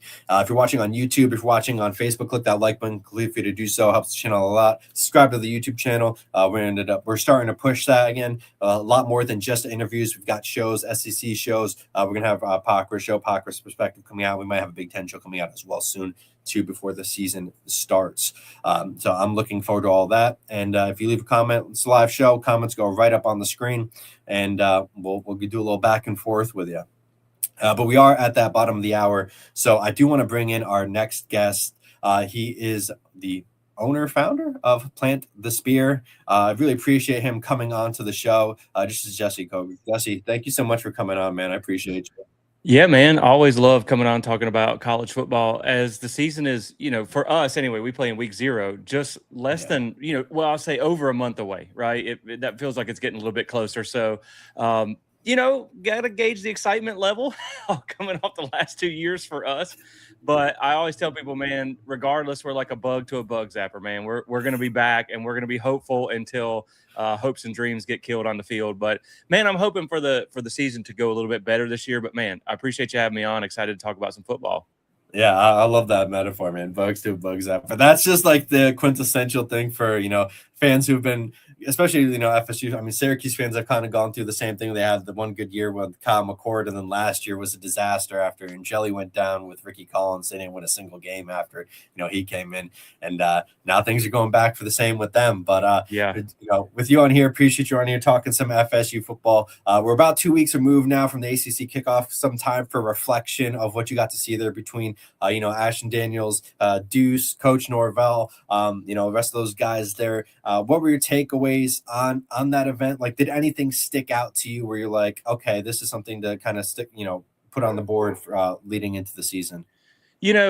I'll start by saying something that, like, if you watch the event, that my co-host Michael kind of gave Mike Norvell a little bit of a burner, where it's basically like, hey man, you say you know what it looks like, but 4 of the last 6 seasons have been losing seasons. So like, what can you say to the fan base to, basically bring hope that you can bring this thing back to where Florida State's supposed to be? And Mike Norvell, he is a very coach speakish type of guy. Aren't they all, right? But I think it led to one of the most candid answers that I've heard from him in some time, where basically he said what we wanted to hear.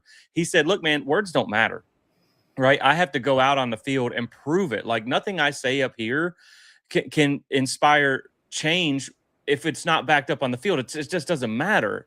And I think for us as fans, like, that's kind of what really, and me and Michael, we went into that event kind of with the same mindset. Like, there is nothing you can say at a microphone that is going to change my mind about this team if it isn't backed up on Saturdays when the fall gets here, because we've heard the song and dance before. In 2024, it was the best O-line they've ever had. The receivers were uber talented and all this stuff. Nick Saban said that. NFL scouts said that, and they went 2-10. So, like, the rah-rah doesn't get us going anymore.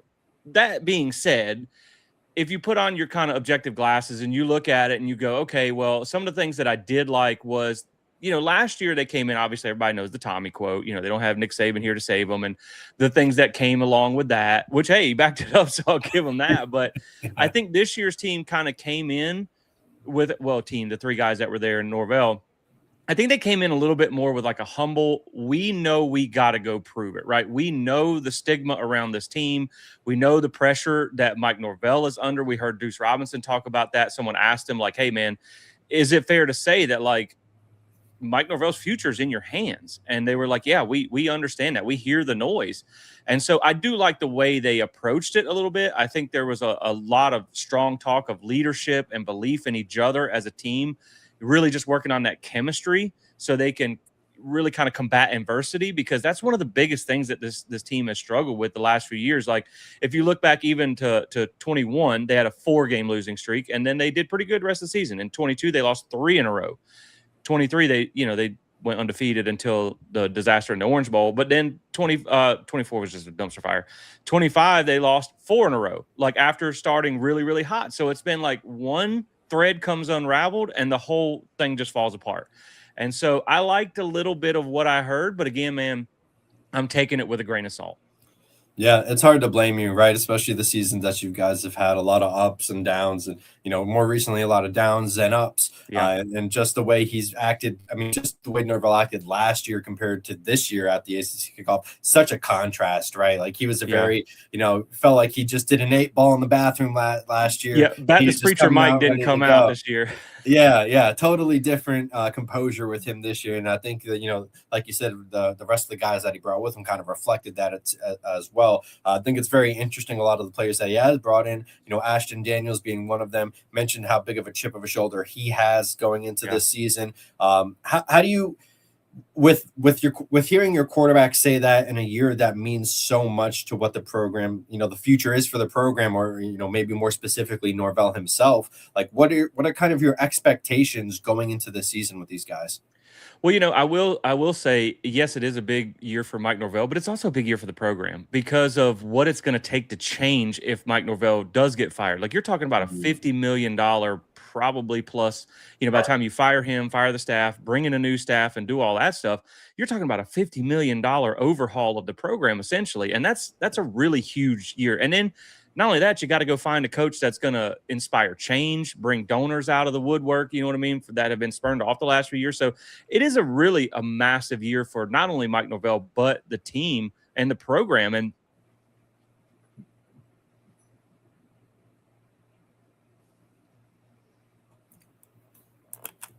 I think I lost you, Jesse. I don't know if I froze or not. My internet's been acting a little bit crazy, so hopefully it's good now. It's good now. Yeah, your voice cut out for a split second. Yeah. All right, cool. Man, when I look at this team, man, like I think there is reason for some excitement, right? I do. Like when you look at, obviously you got a Deuce Robinson, who was a 1,000-yard receiver last year. I'm excited about him. Mekhi Danzy, our number 2 receiver, put up almost 600 yards as a redshirt freshman in his first year ever playing receiver. Like he signed as a running back. And he's like a ACC champion sprinter. So like he's got track record speed. So I think you could be excited about him. And then you got Trey Wisner that transferred in from Texas at running back. You got Usman Kroma, who was a top 5 running back that we flipped from Georgia that showed some pretty good flashes last year as a freshman. And you're hoping that he gets, a bigger workload to show himself this year. Our new running backs coach, Cam Martin, comes in after producing a 1,000-yard rusher the last 4 years in a row at 3 different schools. So, like, he's got a really good history with running back. So, to me, man, I think the offense hinges on kind of 2 things, right? First off is which Ashton Daniels are you going to get? Are you going to get Stanford Ashton Daniels, which was, I think there's 2 ways to have that conversation. Like, we know he was not good at Stanford, but he didn't have a lot to work with either, right? Like, when you go back and look at his numbers, he was one of the most pressured quarterbacks in college football the last 3 years. And that even goes for his time at Auburn. Not a lot of talent at receiver to work with. He's always under duress trying to throw the ball. So people will point to, he's got 24 touchdowns, 22 picks in his career. And I get it. Those numbers are scary. But then when you look back at his days at Auburn, or last year at Auburn, the little bit of sample set that we got, I know it's a lot smaller than Stanford, but you actually saw him with some pieces around him, like a Cam Coleman and some guys at receiver that could create separation. And no, he didn't throw for a lot of touchdowns, only 3 last year, but he only threw 2 picks, and neither one were on him. So, like, one was a Hail Mary situation, one was a tip pass pick in the Bama game. But, he cut down on the turnovers. In the Vanderbilt game, which Vanderbilt's defense wasn't elite last year by any means, but they were a ranked team who was good last year. He put up 457 all-purpose yards, and that's including having a 51-yard touchdown run called back. So, like, the dude almost put up 500 all-purpose yards on Vanderbilt on a ranked team. And then Alabama, he puts up, I think, 375 all-purpose yards, and they dropped 7 passes in that game. So it very well could have been, 450 yards against Alabama's defense. So if you get the Auburn version of him, I think you have something to be excited about at quarterback. But it all really hinges on the offensive line. Like, we have 5 new starters this year. You had 5 new starters last year, so you're going to have to rebuild. Now, I really like our offensive line coach, Herb Hand. He came from UCF with Gus Malzahn, and he's produced some top 15, top 20 offensive lines, both rush and pass, over the past 5 years. So he's a really good developer. recruiting's a different story, but he's a really good developer. So, like, if he can put together an offensive line that's, I mean, I'm not expecting first-team All-ACC across the board, but if you can be average ACC and you can let Daniels kind of be his best self behind the offensive line with the skill that he has out wide and the running backs, I think the offensive, it can be decent. I mean, Mike Norvell, yeah, he put out the worst offense we've ever seen in program history in 2024. But before that, he has a history as a pretty good play caller. And, we got to interview Jimbo Fisher at ACC Media Days. And that's one of the things I asked him, like, what are some strengths Florida State can lean on this year? And he even said, like, you got talent at the skill. It's just, can the trench play allow him to really take advantage of that? And then, when you look at the defensive side of things, like, there's a lot of gambles on this side and a little bit of depth questions, but you bring in like Rylan Kennedy from Texas A&M. You got a couple of guys on the defensive line. One, they're asking to step up, who's a older guy in Daniel Lyons, and then you got Kevin Wynn, who is a really, really talented, they call him country strong defensive lineman. I mean, the dude lifts all the weights in the weight room. He was just hurt last year and he played 40 snaps, but he needs to play 400 this year. Yeah. You got the Desir twins, who obviously got paid this offseason, which made headlines for Florida State. So if they play like they're getting paid, you got some pieces there. You bring in Chris Jones at linebacker from Southern Miss, who led the country in tackles last year. Mm-hmm. And I think you got some talent in the secondary. So the thing for me with the defense is becoming a cohesive unit and being able to play, right? Because last year was year one in a completely new system under Tony White, running the 3-3-5. Obviously, they will go even front 4-2 every now and then. But he said in this offseason, he's like, man, we're doing things now in the in the spring that we weren't doing until the fall last year. And I asked Jabril Rawls about that at Media Days. He's like, man, it just really allows us just to go play. And, how many times do you hear players and coaches talk about, we just had to simplify until it's just read and react and go play ball. And that's when you see them start to flourish. So there were some really low moments for that defense last year. They got carved up against Pitt with that freshman quarterback making his first start on the road. Florida ended the season running for like 9,000 yards on our defense. But, man, I think in year two, and you guys should know if you cover Syracuse that, Tony White had a decent defense there at Syracuse with not a ton to work with. I think he produced some, probably middle to upper tier-ish ACC defenses, and then he had really good defenses at Nebraska. So in year two, if they can put it all together, man, I think this team they can be better than they were last year. But for me, the biggest question is you have an insanely brutal schedule. And so even if you're better on both sides of the ball, will the win-loss record reflect that when you're going against a schedule like they have? Yeah, that's what's always tough, especially in the ACC too, where like the in-conference parity is probably the highest out of all the conferences. Yeah. You know what I mean? Like the Big Ten, Big Ten, SEC, obviously they have their powerhouses, but the bottom of those conferences, they're not really competing with the rest of their, conference. No. Whereas the ACC, it's like other than the bottom two schools maybe in that conference, everybody else can compete on a week-to-week basis. Yeah. I wanted to ask you too, like considering the way that, Florida State has done the past seasons where they've kind of stumbled a bit, are you surprised with the quality of not just the transfers, but the recruits that Norvell and company have been able to continue to keep bringing into the program? Yeah, I think the biggest thing for them is holding on, right? We've seen them get some top guys and then just lose them at the end. We've had the problem is like Mike Norvell's always had some issues recruiting because like at Florida State, you should really be falling butt backwards into a top 10 class because you're in the state of Florida, right? And you have the brand that you have. I think it has come out a little bit recently that is maybe a tough pill for us to swallow, that the NIL is not where we kind of want it to be. But I think that's also a byproduct of people not wanting to invest in what they don't feel like is a good investment. And so I think if you get the wins back on the field, the money will show up, right? Like at the end of 2023, when we got snubbed, the NIL collective came out and was like, we had record donations this year. And I think a lot of that was because there was belief and people were mad. And so they were they were like, I'm going to put my money behind this. And, when you have a 2-10 and then basically 7-17 over the last 2 years, people are like, well, I'm just going to kind of hold my money for the next guy or whatever. We'll see what happens. Mm-hmm. But the interesting thing about this year is they have made some staff changes and they got a guy like Nick Williams, who obviously you probably are familiar with the name. He came from Syracuse as the ends coach. I mean, for the success that they don't have to sell, they're doing some good work on the recruiting trail.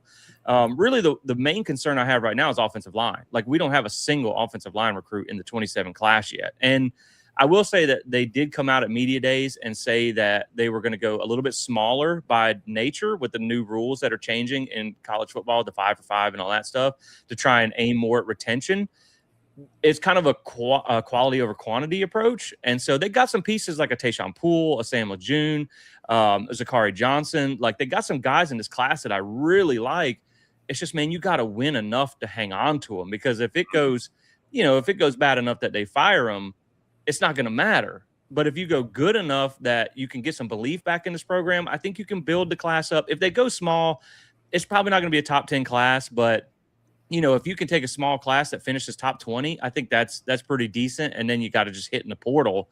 But man, when you look at the season, like, I really think for Florida State fans, I really think we just want to go either, I hate to say it because I never want to cheer for my team to lose, but I think you really just want to go like 4-8 or 8-4, because like you need a bad enough season to either make a change or a good enough season to put belief back in the program. What you can't have is 6-6, which is college football purgatory, right? Where, we made a bowl, we'll bring them back. There's not any belief. The recruiting class probably isn't going to be where it needs to be. The money's not really where it's going to need to be. And you're really just kind of hoping for an easier schedule next year. I mean, that's just the unfortunate truth of it. Like, to be the year that this is for the program for Mike Norvell, this is the ACC kind of gave you the double fingers on this one. And then you also get out of conference against Bama and Florida. So like, man, it's going to be a tough year, but if they can find, I feel like 8 wins on this schedule, I think you can keep this class together, and I think you can kind of build for the future.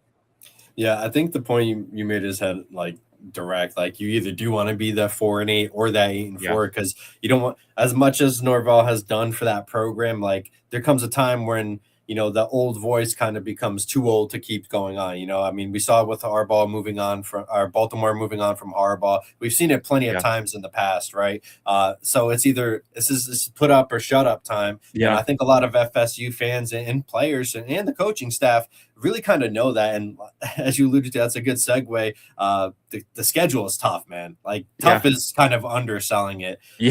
So I know I asked you, like, what I was going to ask you, like, what were the key games? I guess everyone is like a key game though, but like for you specifically, which ones are you pinpointing, whether it's like the time they're taking place or maybe just the opponent in and of itself that you have like circled on the schedule? Like, they need to win this game.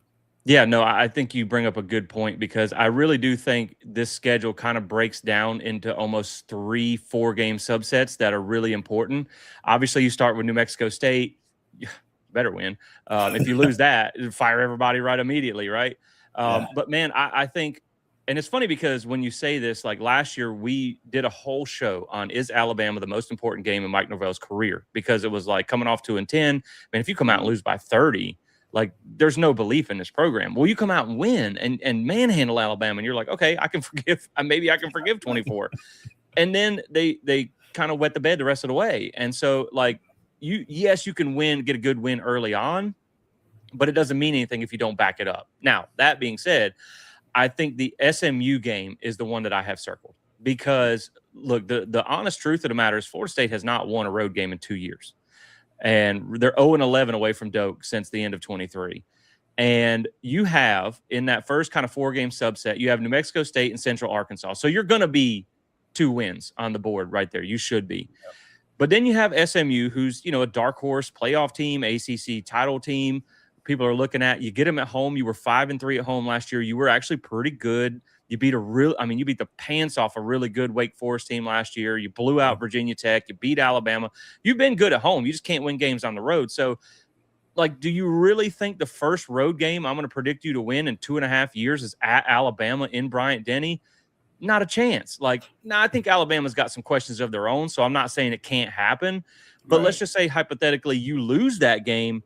Man, you really, really need to win that SMU game, because if you come out of that going into Virginia at 2-2 with no Power 4 wins, no convincing wins, the pitchforks are going to come out. And then I think your next biggest game that you circle is the Virginia game, because after Virginia, you get the luxury of going at Louisville and at Miami. So at some point, man, like, if you lose that Virginia game's a must win. Like, you got to win those first 4 home games. Like, you have to come out of that stretch at a minimum to me 4-1, because if you drop Louisville and Miami, and again, I'm not giving them a lot of chance to win Miami. It's a rivalry game, so of course I'm gonna always want them to win that game. Period. That's one of the most important games on the schedule. But like, man, if you come out of that and you're anything less than like 4-1 going into those two games and you lose that, I think that bye week between Miami and Clemson, you're on fire watch. Like if you come out of that and you haven't won a Power 4 game by the time you hit that bye week, he should be fired. Point blank, period. Yeah. If you've come out of that stretch and you've only beat Virginia, because Virginia was like double overtime on the road with a miracle everything last year, you get them at home, you should win that game. Yeah. If you come out of that game like 3-3 with no Power 4 wins, that's just or 3-4, that's gonna be a really, really bad look. And then you got Clemson, and there's some winnable games on the backside. Like you get Clemson at home. We don't know what Clemson's gonna be. I want to say you can win that game, although the only 2 times we beat them in the last 13 years, Jameis Winston was the quarterback and Jordan Travis was the quarterback. So it's going to be a tall task. Now, I know Clemson's not, the same old team, but then you got to beat Boston College. Like you have to win that game. You can't let that be Stanford of last year, where you go on the road and lay an egg against a bad team. Pitt's always a tough out. They're always a tough out. And you got to play them on a short week on a Friday night after going all the way to Boston College. So that's going to be a tough ask too. And then you get NC State at home. I think that's a critical game for you to win. Yeah. But Mike Norvell, I think, is 0-4 or 0-5 against Dave Doran and NC State. So you're going to have to ask him to do something he's never done. And then Florida, Florida's first year under a new staff. You don't kind of know what they're going to be, but I like what they did to offensive coordinator there. They've got a couple pieces that could, a lot of people are ranking that team preseason. Yeah. They come to your place. You lost to an interim staff last year. So, I don't know that a first-year staff really means anything. So, man, there's just so many, like you said, there's so many important games, but I think really it's those first 5 games that you got to circle before you go on the road to Louisville and Miami. I think you got to come out of that 4-1. Anything less than that, you're questioning it. Anything really worse than that, and I think he probably gets fired in that bye week. Yeah, this is the thing too, right? Is like after last year with such a strong start and having the rug pulled out from under you guys, it kind of, even if you guys get to that 4-1, you're kind of waiting for that rug pull to happen next, right? And yeah, it's going to be very fascinating to see how it goes because like you alluded to, some of these teams, like they're in the past they've been murderers road, but we don't know what that Clemson team is going to look like. We may not know what that Florida team is going to look like. Alabama should be good, but we don't really know what Alabama is going to look like. Right. So there's a lot of possibilities there for FSU to kind of take advantage of. It's just whether everything is going to finally click and get it done, or is it going to kind of be the same old story for the past couple of years? I guess my last question for you is like, what do you think needs to be done at FSU in order to have like that 8-4-esque season? Yeah, and I will say, I think the key for them this year is you have to win the winnables, right? You have to win the coin flips. Like when you look at the ACC, it's kind of crazy because, where you talk about the depth of the league, you're exactly right. I think you have Miami at 10 preseason win odds at like FanDuel. You have like Miami at 10.5. Then you have SMU and Louisville that are up there. But then like 7 of the teams in the league are at 6.5 wins roughly. Yeah. So like that's an NC State, that's a Pitt, that's these Virginia teams that like you got to beat those teams. You are on the same footing as they are, and some of them you get them at home. You got to win those games. And then you're going to have to pull a couple upsets. Like you're going to have to upset like an SMU, or you're going to have to upset someone like a Florida or something like that to get to where you want to be. And I think really for this team this year, I think it's going to be first and foremost, you got to find a way to win a road game. Point blank period. Like you haven't won one in 2 years. You got to go up there and beat Boston College in that road game. Even if you finish 1-3 on the road, you got to get one of them. 2, you really just have to find ways to win the close game. You got to close games out. Last year, they had 4 one-loss games. They said 5 at ACC Media Days, but NC State was 10 points. And so maybe they need to take a couple math classes there. But, but it's also like, you got to find ways to win those games. Now, granted, in their defense, it was a 1-score game. You were getting the ball back to drive to go tie it up, and a punt doinked off your head. They got it back, and it just closed the door. So, but you were winless in those games. You were 0-4 in 1-score games, and so like you were within striking distance of being an 8-win or 9-win team. The Miami game, I won't say you were within striking distance because that game was kind of out of hand when Miami pulled off the gas.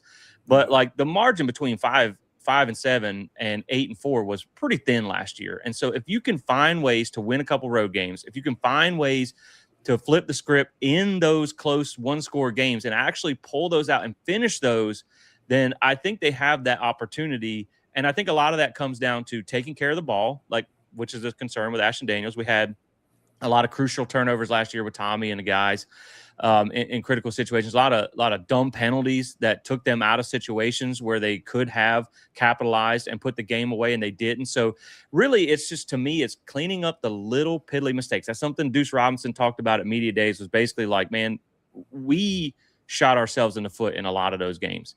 And so, like, if you can do that, and then the other biggest thing to me is not letting what we talked about earlier, not letting adversity strike and one loss turn into 3 or 4 or 5. Like if you lose to SMU, does that turn into a loss to Alabama? If you lose to, you start hot, you lose to Louisville and Miami, do you then back it up with a loss coming off a bye week at home to Clemson? Like these are the things that you got to put the fire out before it spreads. You know what I mean? And so I think it really comes down to taking care of the ball, doing the little things to win the one-score games, and then not letting things spiral, because you're going to lose games. I mean, let's be honest. There's some really good teams on the schedule. You're still kind of rebuilding. You're going to lose some games. And so you just can't let, like Mike Norvell has a terrible history of losing streaks. I think he has the most like 4-game losing streaks in school history, and he's only been there going on 7 years. You got to cut those things off. And if you can do that, it's hard to find 8 wins on the schedule, if I'm being completely honest. But like you said, man, Manny Diaz told us in the parking lot at ACC Media Days when we saw him walking up, we were like, hey, coach, what's this year going to look like and everything? And he's like, man, we're all up here lying. We don't really know until we hit the grass. You know what I mean? So like, Manny Diaz is so funny. I love Manny. Like nobody really knows what these teams are going to look like. To your point, Bama doesn't know who their quarterback is right now. Clemson doesn't really know who their quarterback is right now. You got a lot of questions at a lot of teams. If any of these teams don't turn out to be as good as they think, you got to win those games. And if you do that, then sure, yeah, you can get to 8-4 on the schedule. And I think in this year at Florida State, it's not good enough. But this year, I think you can take that as, all right, we went from 2 to 5 to 8. Let's get a better, more favorable schedule. Let's get some talent, and let's get this thing back on the tracks next year. Yeah, it'll at least make you guys go into the 2027 season, if he does get those 8 wins, with something to at least build upon, right? Like there can't be any more of this mediocrity for a program like FSU, where the standard is excellence. The standard is being the top of your conference, and Norvell just has to do better in that regard, man. Yeah, and I hate to say it because I don't want to sound, Bobby Bowden used to say anywhere or anyone, anytime, any place. Like we weren't scared to play anyone. But the best thing that happened to them was they canceled the home and home for Georgia. So you don't have to start 2027 with Georgia. So like at least now we do play them in 28, but you at least get, whether it's a new coach or whether it's Mike Norvell coming back for another year, you at least don't have to start by like fighting prime Mike Tyson in the ring, with one arm tied behind your back. So like I think that's going to be an advantage to them. But yeah, I wish we knew the opponents like they used to have in the ACC, where you kind of knew your home and aways. You just didn't know the order years ahead. So you could kind of peek ahead and know what you had. But yeah, I mean, you gotta get some belief back in this program, or you gotta make a change. Yeah, there's got to be something, man. Otherwise, Norvell's going to be out of a job, and FSU fans are going to be very curious as to who their next head coach would be in the direction of that team going forward, man. But Jesse, I appreciate you coming on. It really means a lot. But before I get you out of here, man, let everybody know where they can find you guys at, what you guys have coming up next in the season, and everything good going on at Plant the Spear. Yeah, man, you can find everything that we do at plantthespear.com, our website. Obviously, we have YouTube, anywhere you listen to podcasts, social media, and all that. We actually just launched a new fan community. It's kind of like a message board, but a lot more. We're going to have live game day chats. We got customizable user profiles. We got all kinds of stuff over there. Some fan contests. We're going to do some giveaways and things like that you can go check that out. You can find it all, again, at plantthespear.com. Like, we're a small independent outlet, but we're doing all the things that the big outlets do. We have we just wrapped up offense yesterday, but we got full position previews over on the YouTube channel. We're getting ready to switch over to defense. And when I say position previews, like we do about an hour and 15 minutes on just the offensive line. I think we did an hour and a half on quarterback. So we leave no stone unturned. If you've never heard of us, go check us out. But man, again, I appreciate you having me on, because there's nothing I love more than talking about college football. And man, I just hope for brighter days ahead, because it's so much fun when you're talking about a good team. I started in 22 when we went 10-3 and then 13-1. Got to throw that out there. So last year's been a little bit rough, but man, we're ride or die. So we're going to be here regardless. Yeah, that's the beauty about college football. The fanatics aspect of it is very real. I think it kind of goes for everybody involved, even us, content creators ourselves, Yeah. Jesse, thank you so much for coming on, bro. I truly appreciate you on, and I'll have to have you on during the season sometime if your schedule allows for it. Oh, yes, sir. We'll make time. All right, you take care, brother. Thank you. All right, man. Have a good one. That was Jesse Kogo of Plant the Spear. You can find them on X/Twitter at Plant the Spear #1 on X/Twitter. Find them on Instagram at Plant the Spear, and everywhere you can find their podcasts and shows on YouTube or on their website at plantthespear.com. I truly appreciate Jesse coming on talking FSU. We talk some Pitt football, we talk some Boston College football, we talk some Cal football, and we talk some Syracuse football. So we got about a third of the conference done. Stay tuned for Wednesday's episode, where we'll little bit. I mean, obviously, you guys know Wednesday's a little bit shorter of an episode, but we'll have some stuff on there as well. I forgot. Owen, I didn't give you the shout out. I apologize because Jesse was talking. I didn't want to interrupt him. Plant the League winners. Love that. Love those guys. Those are fantastic group of people. Make sure you guys follow them and follow their content. They do really great work for FSU football. That being said, if you're watching this episode, please make sure to click that like button. It's completely free to do so. Helps the channel out. Leave a comment like Owen just did, and we'll make sure to get you guys on here. If you comment 24, 48 hours after the show airs, if you comment after the show airs, give me 24, 48 hours, and I'll make sure to get back to you. And last but not least, if you like college football or know anybody who likes college football, make sure to share this podcast and reach out to them. This has been Thomas Christopher of the League Winners. Mr. Gridiron, episode 25 is over and out. I will see you guys on Wednesday.